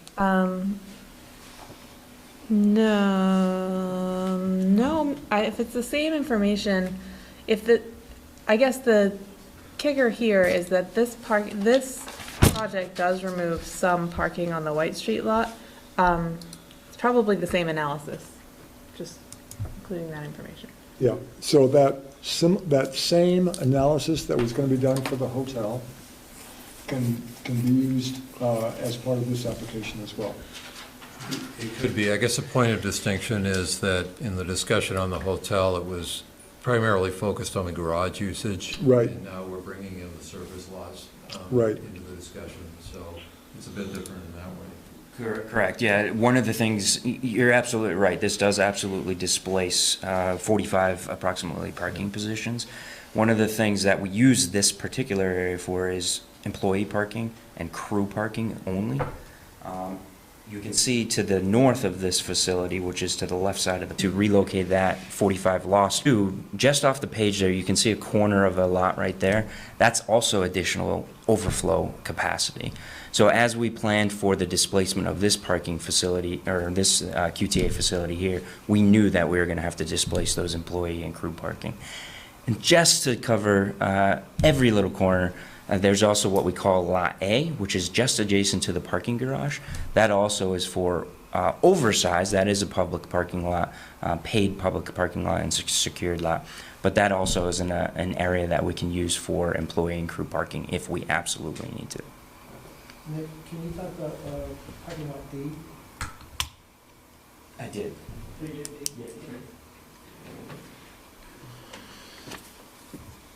So, good. I think we're good on that. Other comments, questions from the board? Staff? No, I'm good. Okay. Next staff comment. Compatibility with adjoining buildings and area. Landscaping to configure to provide the best screening, to best provide screening of the facility from adjacent properties. I think you all hinted at that on the last agenda item, but what we have provided you in the past was some off this site landscaping opportunities across the street. There are still going to be landscaping right there there's some green strips adjacent to to this particular site between, I guess you can say, the building and the blue line. So you can see landscaping plan will occur across the street. Across which street? Excuse me, across Airport Drive to I'm not sure what the word is, but shield the residential areas from the airport as a whole. So if I can jump in here. Isn't that what you just said? We haven't allowed that in the past. There was a prior approval, and what you said earlier confused me because I don't know the history of it, but the prior approval did allow what they're proposing now. And I'm not sure what the mechanism, you guys were there, I wasn't, so if you guys remember. I remember vaguely, but I didn't remember where the landscaping was proposed for. I know we were allowed to move it around, but was it on that side of the street? I don't know. Yeah, what I recall, and what I recall is that Ray told us, no, you can't, you have to have it on the parcel, on the airport parcel, you can't do it across the street. Go ahead, John, I'm sorry. I just wanted to maybe help clarify this discussion a bit. If we go down a couple of drawings, Marla, maybe the next one to start. Another one, please. Yes, this is the revised site landscaping plan, so perhaps you could zoom in on that a bit. So we are proposing some additional, scroll down a bit if you can there so you can see the site. There you go. So right at the bottom of the page, if you will, which is on the Airport Drive side of the site, the plantings that you see there are proposed new ones. So there is an effort being made to add some landscaping to screen the project from the street. So that's being done there. To meet the budget, however, the landscaping budget, we're proposing to do what was approved the last time, which is to provide some the makeup for that landscaping on the other side of Airport Drive. So if you can scroll down to the next sheet, Marla, there. There are two locations where landscaping was approved previously. The top left is at the corner of, street's not labeled on there clearly, but that is White Street and Airport Drive Extension. And there's some landscaping proposed right at the south end of that gravel parking lot. Which is used by car rental agencies, so we're trying to coordinate slightly with the use of this particular project. But is that upper left drawing, that's still on airport property? It's on the newly acquired residential lots, yes. It's across the street. Across the street from the Top left is across the street, well, it's across the street, but doesn't the airport property Now, that's across Airport Drive, that's White Street there, right? On the corner of White Street. Right, but Corner of but the White Street parcel and is- Airport The Drive. full, okay. It's here. Right Correct. there. It's right Yep. there. Yes. This is what that place is. Right. That was a former house? Is that what you're saying? Years and years ago, that right now We've is a had that gravel. for a long, long time. Absolutely, yes. I always think of that as airport property, maybe Absolutely. not. Did the airport buy that property? Yes. Did the airport buy the properties that are across the street? Correct. So it's the same entity that owns all of them? Yes. Yeah, okay, let me see if I can sort out what the hangup is. I mean, if what we're doing is amending, and, you know, I don't know how far back the original approvals for the airport. 2016. Well, I'm sorry, the former QTA project was 2016. I don't, years and years and years. Right? Okay, so presumably there's an original plat that shows the airport property. If that across the street land isn't on that plat, then you're talking about a separate project unless you amend your site plan to incorporate your new property, which seems to me to be the solution that allows us to distribute landscaping where it might make the most sense. Does that make any sense to you? Thank you very much. You're good. So I can do some research on what constitutes the airport PUD today. I think that there are more potential implications to enlarging the PUD than just landscaping. But that's a discussion that we can have. If these areas that they're proposing aren't in the airport PUD, which I believe that they are not. Well, I'm suggesting that maybe they should. Yeah, I'm not sure we want, I'm not sure the city of South Burlington wants them to try to pull all those old single-family house lots into the PUD either. Well, then they shouldn't be putting landscaping on. That's where, Landscaping on it, Frank. I mean, it seems, that's where I thought we wound up Yeah. last time we discussed it. should not. Should Yeah, not. this is why we crowded the corner. Yeah. I'm sure you'll recall, we put tons of, or you put tons of landscaping right onto the corner of Williston Road and Airport Drive because we needed to get it on the parcel. I don't recall what the job was that we were doing at the time. I think, I want to say it was that little building that, like a fueling building or Sewage something. receiving station. Oh, yeah, right. Although, you know, I don't know if that's right. Ryan, would you help out a little bit here? Can they do something off the property on something else that they own? I mean, because what just occurred to me is sometimes we ask for them, for example, to create public amenities that's off their property in the right-of-way, fix the right-of-way, expand the right-of-way on city land, for example. Well, Does it help if we are putting in a request to rezone those properties to eventually put those into a single part of the airport proper? I'm sort of being shot down on that idea of putting it into that. I mean, it may be the city wants to push you into, I don't know what they have in mind for it, but the planning department would like to see, so I'm going to shut up about that and just think about a way to allow the most flexible use of landscaping so we don't wind up with silly configurations. Generally, I don't think there's a problem as long as the two parcels are under common ownership, but of course, that could be, so we need to make sure there isn't anything in the LDRs that says you can't do that. Well, the only thing would be, you know, you got a landscaping budget, that's a percentage of the quote project, and we define part of the project as something on a, you see what I'm saying? So is the direction of the board then to, generally supportive of wherever that other sheet went? Something that allows it to be off property and to see if we can creatively find a way to allow that? On airport property that's outside of the PUD. Yeah. Sure. Yeah. So, I mean, on a gut level, it does not seem objectionable, that's the right, thing. exactly. Sure. And I don't think we need to continue the sketch plan to figure that out. We can No, just we'll just figure work it on it. out when you come in for preliminary final. Yeah, thank you. Okey doke.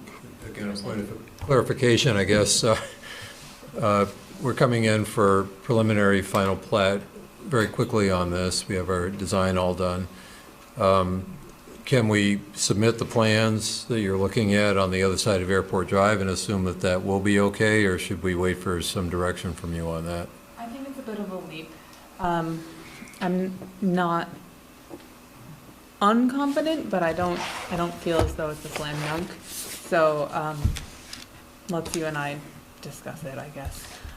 Out of curiosity, my apologies if this is off track a little bit. If this isn't allowable, how do we proceed with a landscaping budget if it can't fit on that site itself? Or I guess it can fit on the airport. It could fit on the airport somewhere. Airport somewhere, gotcha. That's, okay. So Just we've not on already done- these particular sites. Yeah, not sensible, right. Try to avoid nonsensical outcomes. Well, that was my point. No, but, you know, you could put shrubs down all the way at the end of Airport Parkway, down at the end of the, I don't know, you could, there's no shrubs. Part of the People hiding them. And we could send you some terrorists to go with it. As long as he gets his TRP parking spot. Yeah, landscaping around your parking. We can discuss some alternatives. Okay. Yep. Next comment, if it's okay. Final materials on low-impact stormwater. So, yeah, essentially, again, this is a plan, a site plan and a stormwater treatment system that was previously approved and permitted both by the state of Vermont and approved by South Burlington. So we're working with the stormwater people, with Dave Wheeler specifically on that, to make sure that we're providing the information that he needs to be satisfied that we're meeting the requirements. So it's a work in progress with him. Just out of curiosity, I assume your car washes recycle? Yes. Yep. Primarily, there's some waste, but that goes to the sanitary sewer, not to stormwater. Yeah, but it's primarily recycled. Next comment. Hours of operation, performance standards may not exceed the decibel standards in the LDRs between midnight and 8. And I guess, yeah, so the comment from staff is, should we ask whether to request the applicant to provide noise level forecasts? How strongly do we feel? I think we've got a letter from a neighbor who who's concerned about that. We're talking about noise from movement of rental cars And the car wash? Car wash, and the car wash. yeah, mainly the car wash. I would think it's mainly the car wash. Next to an airport where But at- F-16s. But after midnight and before 8 AM. Yeah. You're not seeing airport traffic. Major. Oh, you are before 8 AM. There are a lot of Sorry. departures before 8. Before 8 AM, yes. Okay, first departures are what, 5:30? Yeah. But still, if you were running, if you were running cars back and forth all night long, that'd be pretty annoying if you were a neighbor. If I may. I can't imagine being annoyed by that and not being annoyed by the planes.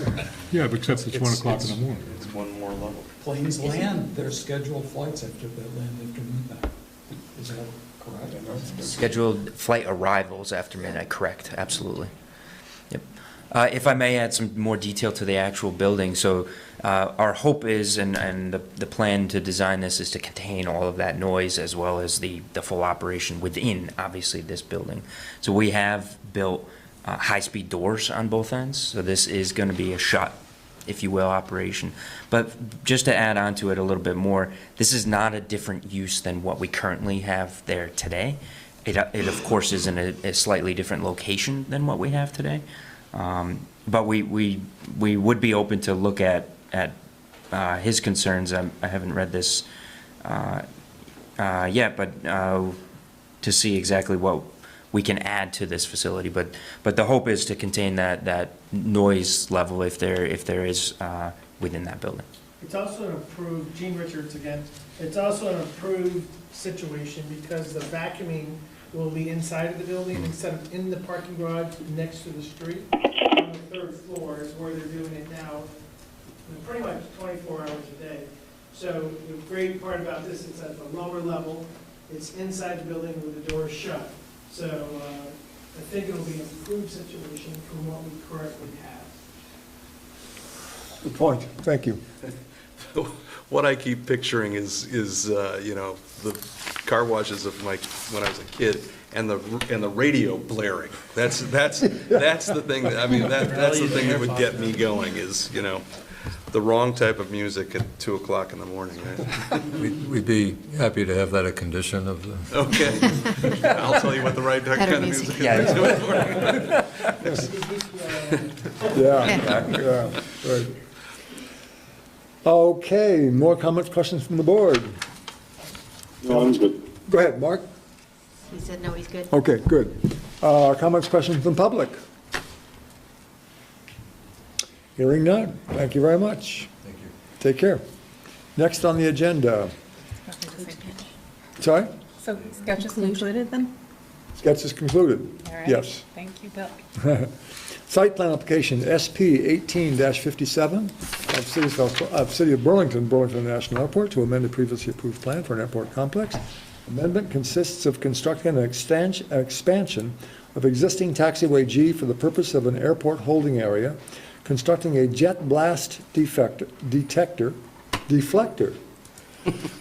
miscellaneous taxiway turning radius improvements and stormwater improvements at 1200 Airport Drive. Who is here for the applicant? Site plan application. Would you please raise your right hand? Do you promise to tell the truth, the whole truth, and nothing but the truth on the penalty of perjury? Thank you very much. Identify yourself. Again, my name is Nick Longo, Deputy Director of Aviation for the Burlington International Airport. And John Linwald with Stantec Consulting. And we have a description of site plans that I will very quickly read.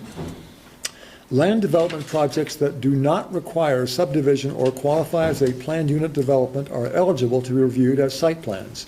In this hearing, the applicant will describe the project, and the applicant and the board will step through staff comments, thereby considering the proposal's conformance with the applicable land development standards. Next, the chair will invite public comments and questions. All questions and comments should be directed to the chair.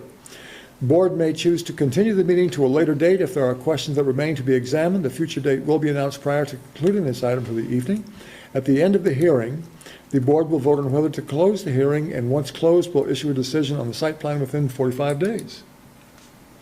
The decision will be mailed to the applicant and to those who have identified themselves as an interested person on the sign-up sheet that goes around. If no appeal of the board's decision is made within 30 days, the decision is final. Applicant may proceed with the application for a zoning permit to implement the project. Once again, more detailed description is available in the back of the room. Please describe the project. Sure. So first and foremost, I am very excited to present this to you.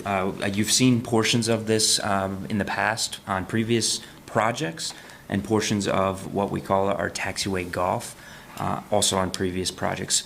The reason I'm excited for this, the first time in the history of the Burlington International Airport, we're going to have a full parallel taxiway, which we've never had before on our main runway.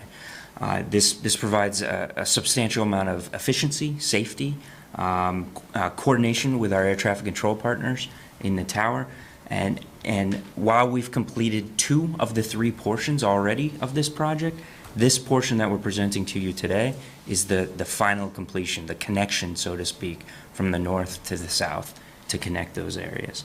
As part of this project, there is going to be presented before you a holding bay, is what we call it. This allows aircraft, which is this in the main picture on the top, the red area. This allows aircraft to essentially go to the side of the road, if you will. So the taxiway, as you can imagine, is where aircraft go to and go from the end of the runway back to the terminal building or wherever they're going to be parking on the airport. That pull-off, if you will, that holding bay, allows them to pull to the side, because they don't necessarily, they meaning the aircraft, the pilot, don't necessarily know when they can actually depart the aircraft.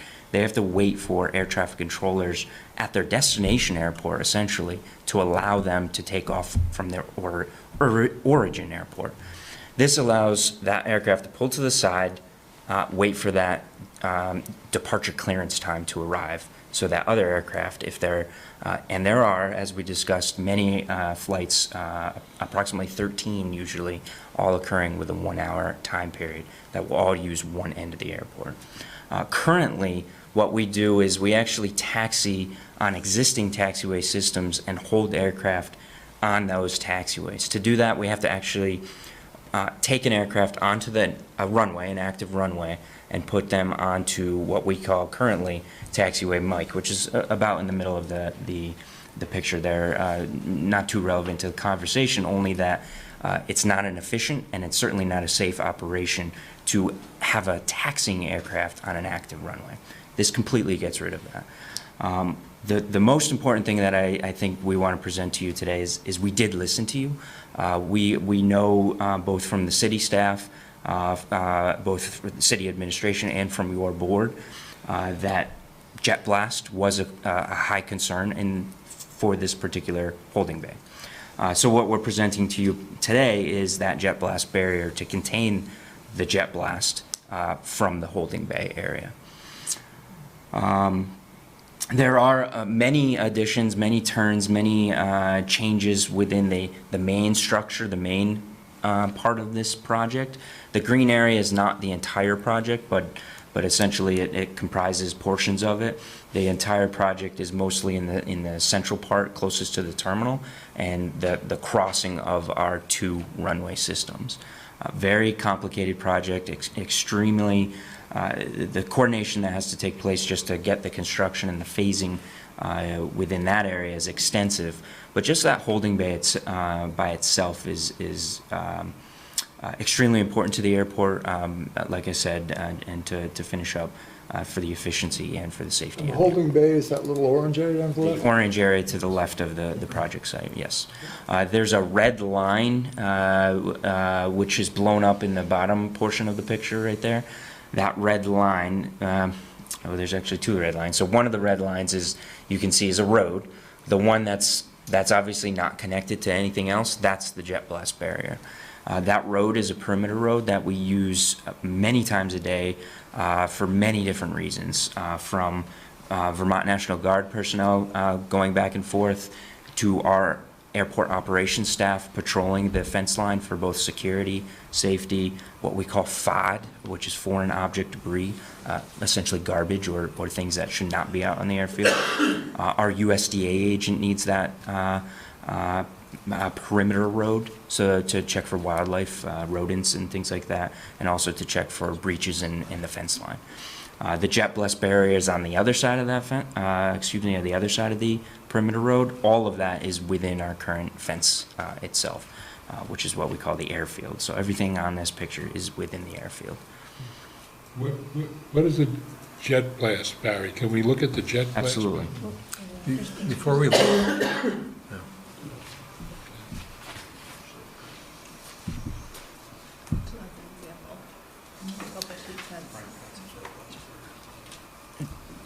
so, so a jet blast barrier is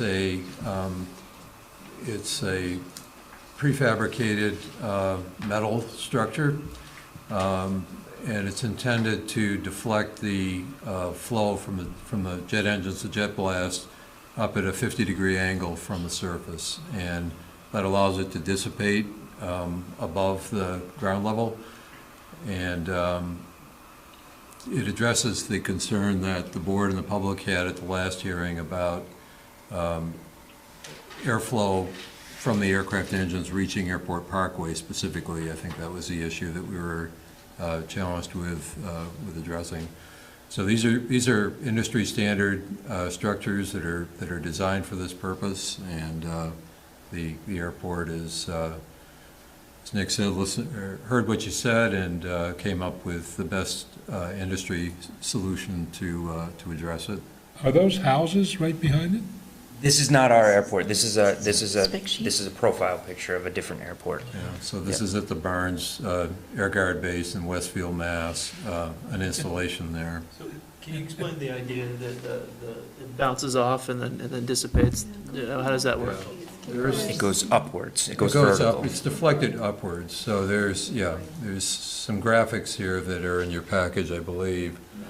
These, just as a little bit of background, these are diagrams or an analysis that was developed by a PhD that's affiliated with Blast Deflectors Incorporated, which is a company that has perfected this product.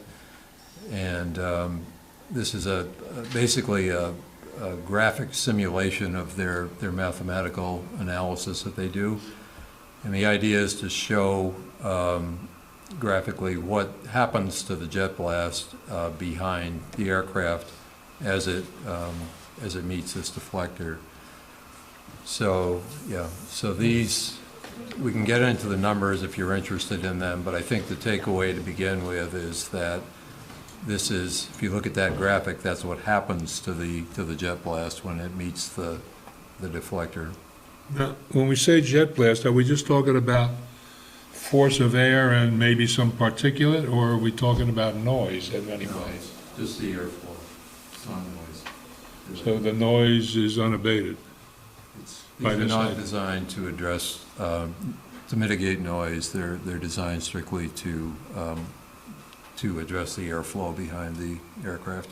We were concerned about this because it's so much closer to the road. Yeah. But the noise isn't going to change. And in the previous iteration, when the board saw this before, it was even closer to the road than it's proposed to be without the jet blast deflector. So now they've moved it farther away and they've added this jet blast deflector. And provided a fairly robust analysis, compressible fluid dynamics analysis, which I've reviewed exhaustively and talked to the designer, that we feel is pretty good. I'm sure John can answer questions about it. You know, I've looked at it a lot. We can answer lots of questions about it. Well, don't we still have a noise concern? They're not adding to it.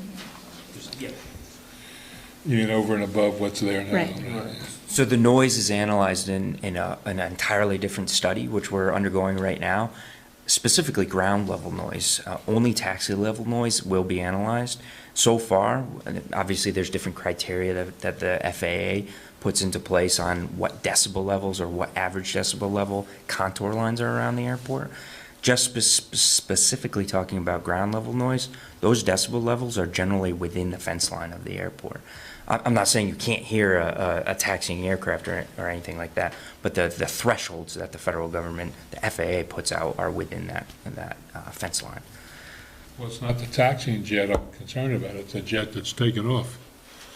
Right, which is not on this particular site. It's on the airport, of course, but just the taxiway itself. Yeah. It's not, the takeoff movements are not affected by this application. Let me be clear too. This holding area, is that what you're calling it? This is at the, say, the beginning of runway 15. In other words, for planes taking off to the southeast. Correct. So it would only be when the weather conditions are such, usually when the wind is from the south, that the planes would be holding in this area, because when the winds are predominantly from the north, they'd be taking off going the other way on runway 33. Absolutely. So I think you could say fairly that this is dependent on the time of the year when the impacts are going to be the most, and with the prevailing winds generally being from the south during the warmer months, this would be, the holding would be going on here in the spring, summer, and early fall. Beautifully said. You must be a pilot. I've taken And to expand on that too, we do radar analysis. We just did a radar analysis depicting exactly what you just said. How many times does an aircraft depart to the south versus to the north? Right now it's about 50-50, but you're absolutely right. It's seasonal as well. So when that prevailing wind is generally from the south, that's when this holding bay is going to be used. So given that the takeoff that would require the use of the holding bay is generally in the spring, summer, and early fall. That's also the time of year when there's likely to be foliage on the trees. Does the foliage create any noise abatement? It does. I'm not the expert at that, of course, on how trees or foliage creates that abatement. Nor does the actual maps that we and the FAA produce. They actually do not take into account those trees as when we create the maps. So it's assuming those trees are not there when we Because they take want to it. be conservative. Absolutely. Now, another question more along the lines of the legalities here. If you comply with the FAA noise requirements, which you said apply within the perimeter of the airport, do we have any regulatory authority about noise that occurs that's perceived outside the airport? Or is that preempted by the FAA?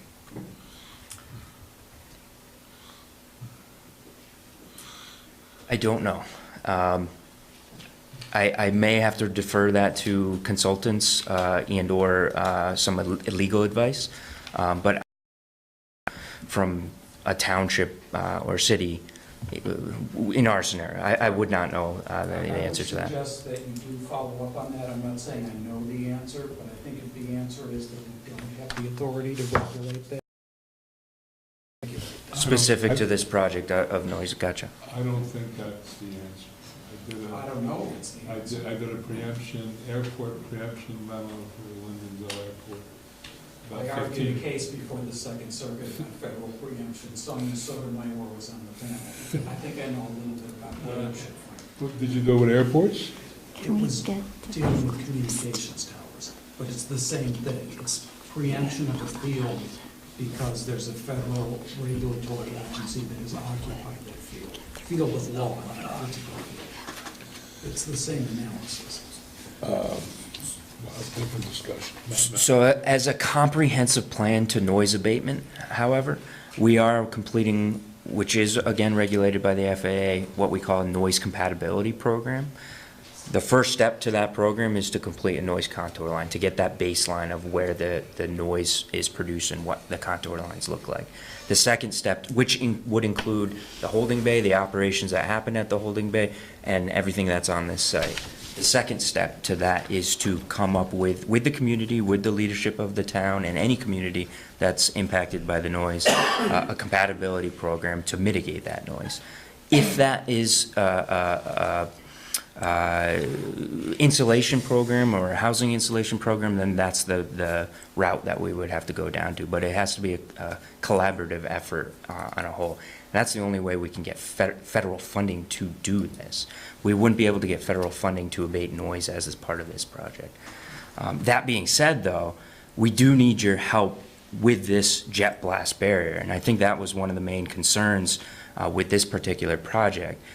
We cannot proceed with this project and building this substantially large jet blast barrier without your guidance and without your conditional, is it called a conditional recommendation to add this jet blast barrier? Stronger than A requirement, that. yeah. It needs to be a requirement of your findings that we have to do this. Otherwise, it's not eligible for reimbursement, and we wouldn't be building it. And to give you a scale of this particular jet blast barrier, this is a $1 million price tag to this project. It is a large project in a whole. This is approximately $15 million as a whole, but this would add $1 million to the project cost.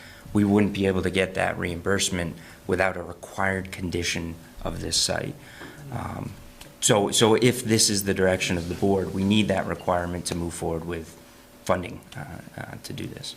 So there was You need us to tell you you have to do it. Yes. If that's so, if that's what you Rare we wish. get asked that. Yeah, If right. you go over the history of where it came, last time it was highly recommended, and what we did is we took, Gene Richards again, we took your advice, and we did a lot of research and incorporated your thoughts and processes from last time. What we're trying to do is look for a project that doesn't have contention or less contention, and listen to what you had said last time. So in doing so, we talked to the FAA, and it is not something they would fund if we just decided to put it up. If it's something that is required from you, then that would be included potentially in the cost. So one of the next diagrams illustrated, I think, what you said earlier, which is that these guys are going parallel to the taxiway. So if we could go to that where it showed this, because it made it look as though there's only during the turn Absolutely. that the jet blast is That's a great point. pointing back. It's not like they're sitting there parking and then they turn it up and everything is going right toward Airport Parkway.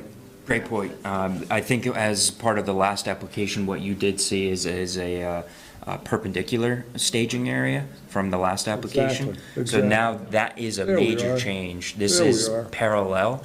So that idle thrust, if you will, when the aircraft is waiting for that departure time, is no longer pointed at the road or the fence. Right. The only time that the jet blast is going to occur is when they make that turn headed towards the end of the runway. for When they departure. crank up from sitting there at 0 miles per hour and they get up to whatever, 5 or 10 or 15 miles per hour, Right. that is also parallel to the road, right? Correct. That's correct, and, Okay. you know, Nick makes a good point, and I'm glad we're discussing it. We did have we changed the geometry of the holding bay Yep. from what you saw a year ago or more now. And that was done with the FAA's approval, reluctantly, I'll add, because it's not the current standard. The parallel design that you're seeing tonight is not their current standard, and they will issue a modification of standards. They've told us to do this. So we've not only changed the geometry of it, but we've also, we're proposing, if board, to add this jet blast deflector as well. So it's two significant changes that are being made here. Not to belabor this jet blast thing, because I like it, but does it have to be that long if it's, okay. And the reason, it's a good question, Jennifer. The reason is because I don't know, perhaps you could go back to an earlier slide. I think it might be the second or third one. The one that shows, keep going up. One of the orange color there. Yeah. And John, I didn't include that one that showed the envelope of the potential blast, because I thought that one was just confusing. Yeah, it This was a one? little difficult to Yeah. interpret. Yeah. So you can see that the holding bay is quite long, and the reason for the length is to accommodate 2 aircraft. So the way the holding works is that an aircraft will pull over. They have to hold there until they're released by air traffic control. Another plane could come up behind him, the first one, and he could receive his clearance to go before the one in front of him does. Depends what their destination is. If one guy's going to Chicago, he may get released before the guy who's going to New York. So you have to have a little bit longer bay to accommodate the 2 aircraft in this case. So if the aircraft to the right in the southerly-more position goes first, then he's going to be deflecting his jet blast toward the barrier, and it could occur further down to the right in the picture. All right. So that accounts for the length of it. Okay. And the actual length of it is determined, it was a mathematical thing, it's determined by, the extent of the jet blast, if you will, how far behind the aircraft it extends. Okay, thank you. Okay, so if we could step through staff comments. Any more questions before we do that? First comment, we've got 4 criteria. Following additional standards: no use permitted which produces electrical interference, no lights or glare which interfere with vision or cause confusion with airport lights, no use which could obstruct aerial approaches. All uses shall comply with applicable provisions of the FAA and other federal and state regulations. So does the board consider the statement from Stantec sufficient to answer those requirements. I'm assuming that in your comment that by being subject to FAA's advisory circulars, that you do in fact meet conditions 1, 2, and 3. Yes. Okay. Board comments, questions? Next comment, next staff comment. Based on available aerial photography, it appears there's a limited vegetative screening where the relocated perimeter road is within 65 feet of the residential district. Staff has included the below annotated aerial image for clarity. Staff considers there are at least 2 potential options available to the board. The applicant has offered to relocate the road 65 feet from the zoning district boundary. Second, it would be to allow the applicant to supplement the existing screening on the vacant properties which are owned by the airport, which gets back to what we were talking about earlier, right? Sort of. This is not required landscaping in the sense that it's a dollar value. This, the standard specifically requires a buffer when an existing non-residential use, structure, or parking area is within 65 feet of the residential district. It doesn't say anything about where that buffer has to be, but it does say landscape with dense evergreens, fencing, and/or other plantings. So the applicant has said, well, we can just be outside of that 65-foot strip. It feels a little, maybe like doing an end run to move so you're 66 feet away. Maybe some screening should happen. I don't have a problem with that end run. I mean, that's the point of the rule. If they were 66 feet, we wouldn't be talking about it.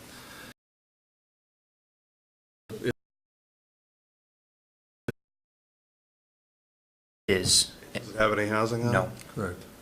And you're trying to rezone it?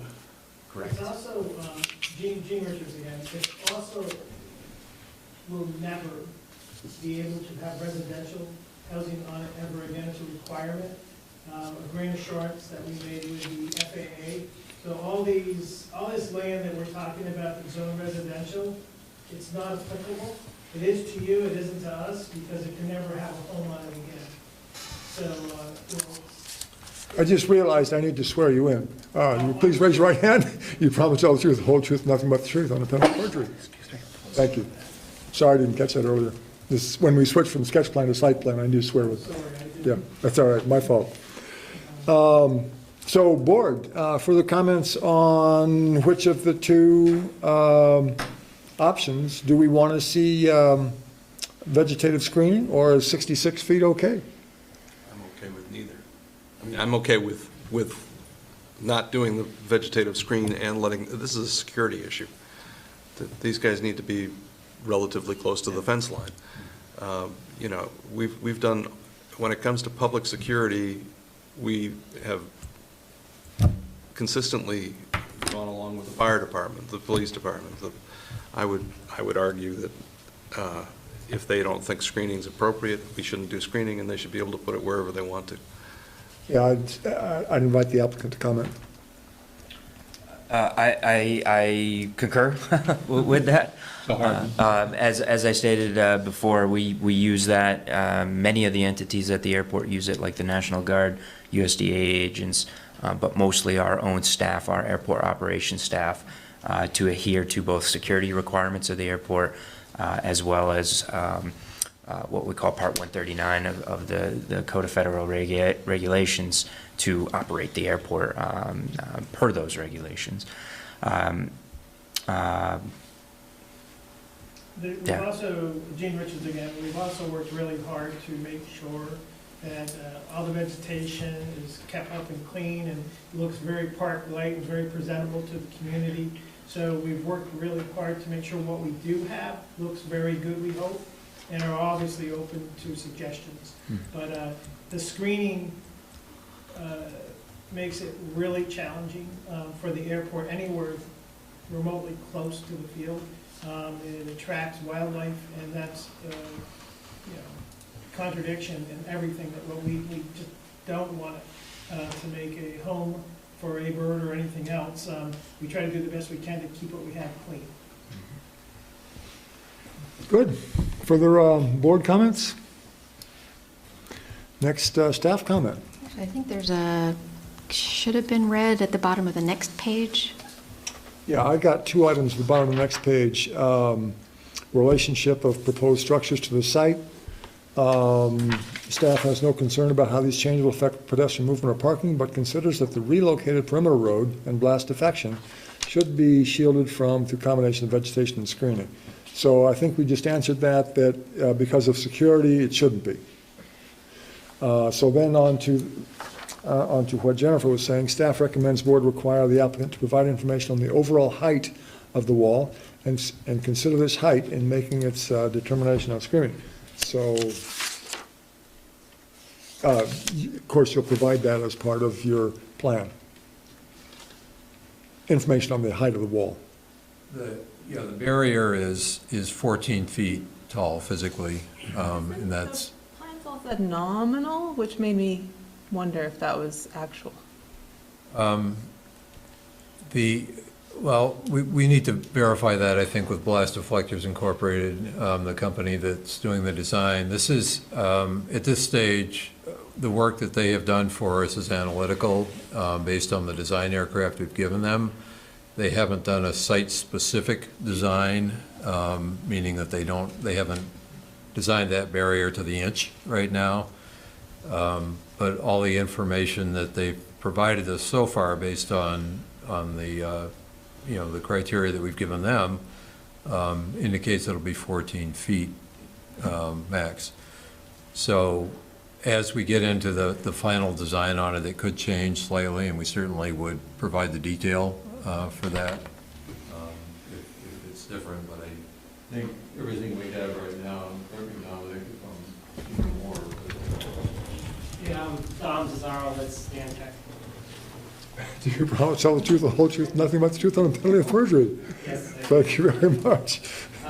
Yeah, one of the drawings that they provided us with, I really don't see this changing, and it is, I think it's part of your packet, and they do have a dimension on here that's right down to the inch, which is 13 feet, 10 and 1/8 inch. So the overall height is approximately 14 feet, and we don't see that changing. Okay. No, there's no elevation, no hills or slopes or anything like that that's going to cause significant variation? Not significant. Okay. Board comments, questions on this?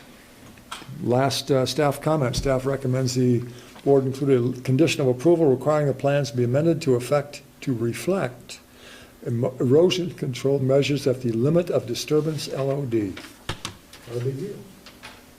So right now, the erosion control plans that have been developed are they're probably 90% design level right now, and we did not have a note on there at the limit of disturbance. We'll add one so that there is a provision made for some kind of erosion protection at the limit. So Great. Yep. Great. Thank you very much. Let's see, so site plan, I have heard nothing that requires continuance of this hearing. Comments from the public? Hearing none, that's wonderful. So I'll entertain a motion to close the hearing. I move that we close site plan application SB 1857 of the City of Burlington, Burlington International Airport. Second. Been moved and seconded to close this application. All in favor, say aye. Aye. Opposed? Aye. Opposed? Thank you very much. Thank you all. Thank Take you. care. Next item on the agenda is minutes. Minutes from November 20th December and December 18th. Thank you very much. Yes. So you've all had a chance to read the minutes. And Frank, you said you had a couple of comments? On December 18th, which one are you doing first? We'll do them both together, if it's okay. Well, on December 18th, you have a, on the, I don't like, page numbers are cut off. Thank you all very much. Thank you. Thank you for your time tonight. Appreciate Night. it. Good to see you all. On the fourth page, after number 13, Sue, you must have had your tongue in your cheek or you're out to get me on this one. November Okay. 20th? December. You have two paragraphs on the back and forth over the neighbor's submission about, all right. The first paragraph, as far as I'm concerned, is completely wrong. I drafted, not completely wrong. It is faithful to reciting what was immaterial and leaves out what that part of the discussion was about, in my opinion. I would rather substitute for the first paragraph the following somewhat windy couple of sentences. You're on page 4. No, he's, he Page goes five. after the The bottom of page Is it 5? I don't have the number. Paragraphs after number Got 13. it, got it. After it says number 13, Yes. Yes, I the see. next paragraph where it says, Mr. Coates noted a submission from the public questioning whether the overlay map is accurate. That was not the question from the public. I questioned whether the overlay map was accurate. The applicant couldn't answer. Paul beat around the bush for a while, and eventually he said, yeah. And then I said, well, in that case, I object. I think the neighbor's objection is probably well taken, but this is your first shot at it, so come back next time and tell me how you comply with section 15.1810 of the LDRs. Or I have actual language here that I would seek to have the second paragraph, that's not how I'd write it, but I won't quibble about the second paragraph. That's more or less what happened. First paragraph, I want to strike what Sue wrote and substitute the following. Let me take a deep breath. Mr. Kochman noted that a submission from a group of adjoining property owners challenged the development on the grounds that it could not meet one of the requirements of section 15.18 of the LDR because a portion of the developed area is overlain by a primary conservation area shown on map number 7 attached to the comprehensive plan, and the plan states that primary conservation areas are not to be developed. End of sentence. Mr. Kochman asked the applicant if a sketch of the overlay area submitted by the adjoiners accurately depicts the relationship of the primary conservation area as shown on map number 7 to the project, which the applicant's representative said he was not prepared to do inasmuch as he was seeing the sketch for the first time. At the request of the chairman, the director of development, Mr. Connor, testified that the sketch is accurate. Mr. Kochman told the applicant that in that case, based on his understanding of the applicable law, his impression was that the adjoiner's objection is well taken. I propose to substitute that for the existing first paragraph, second paragraph undisturbed. I'm good with that. That is my, Yeah, you got that? I would propose, sorry to belabor this, but that was a lot of words, and I would really like for a draft to be available to the board for review before we approve it. I would recommend the board not approve it on the basis of Frank's recitation. yeah, so let's So we approve. can just defer. Yeah, we'll Yep. defer Those minutes. the 18th and So, let's. give it to Sue, she'll incorporate it, And and then then we we'll can- look at it next I time. think that makes sense. That was the 18th, right? Yep. Okay, so I would make a motion, we approve the minutes from November 20th. Second. Been moved and seconded that we approve the minutes from November 20th, 2018. All in favor, say aye. Aye. Aye. Opposed? Thank you very much, and that is the end of the Development Review Board meeting at 9:31. Thanks all, take care. Good night. Thanks a lot, Matt. Take care.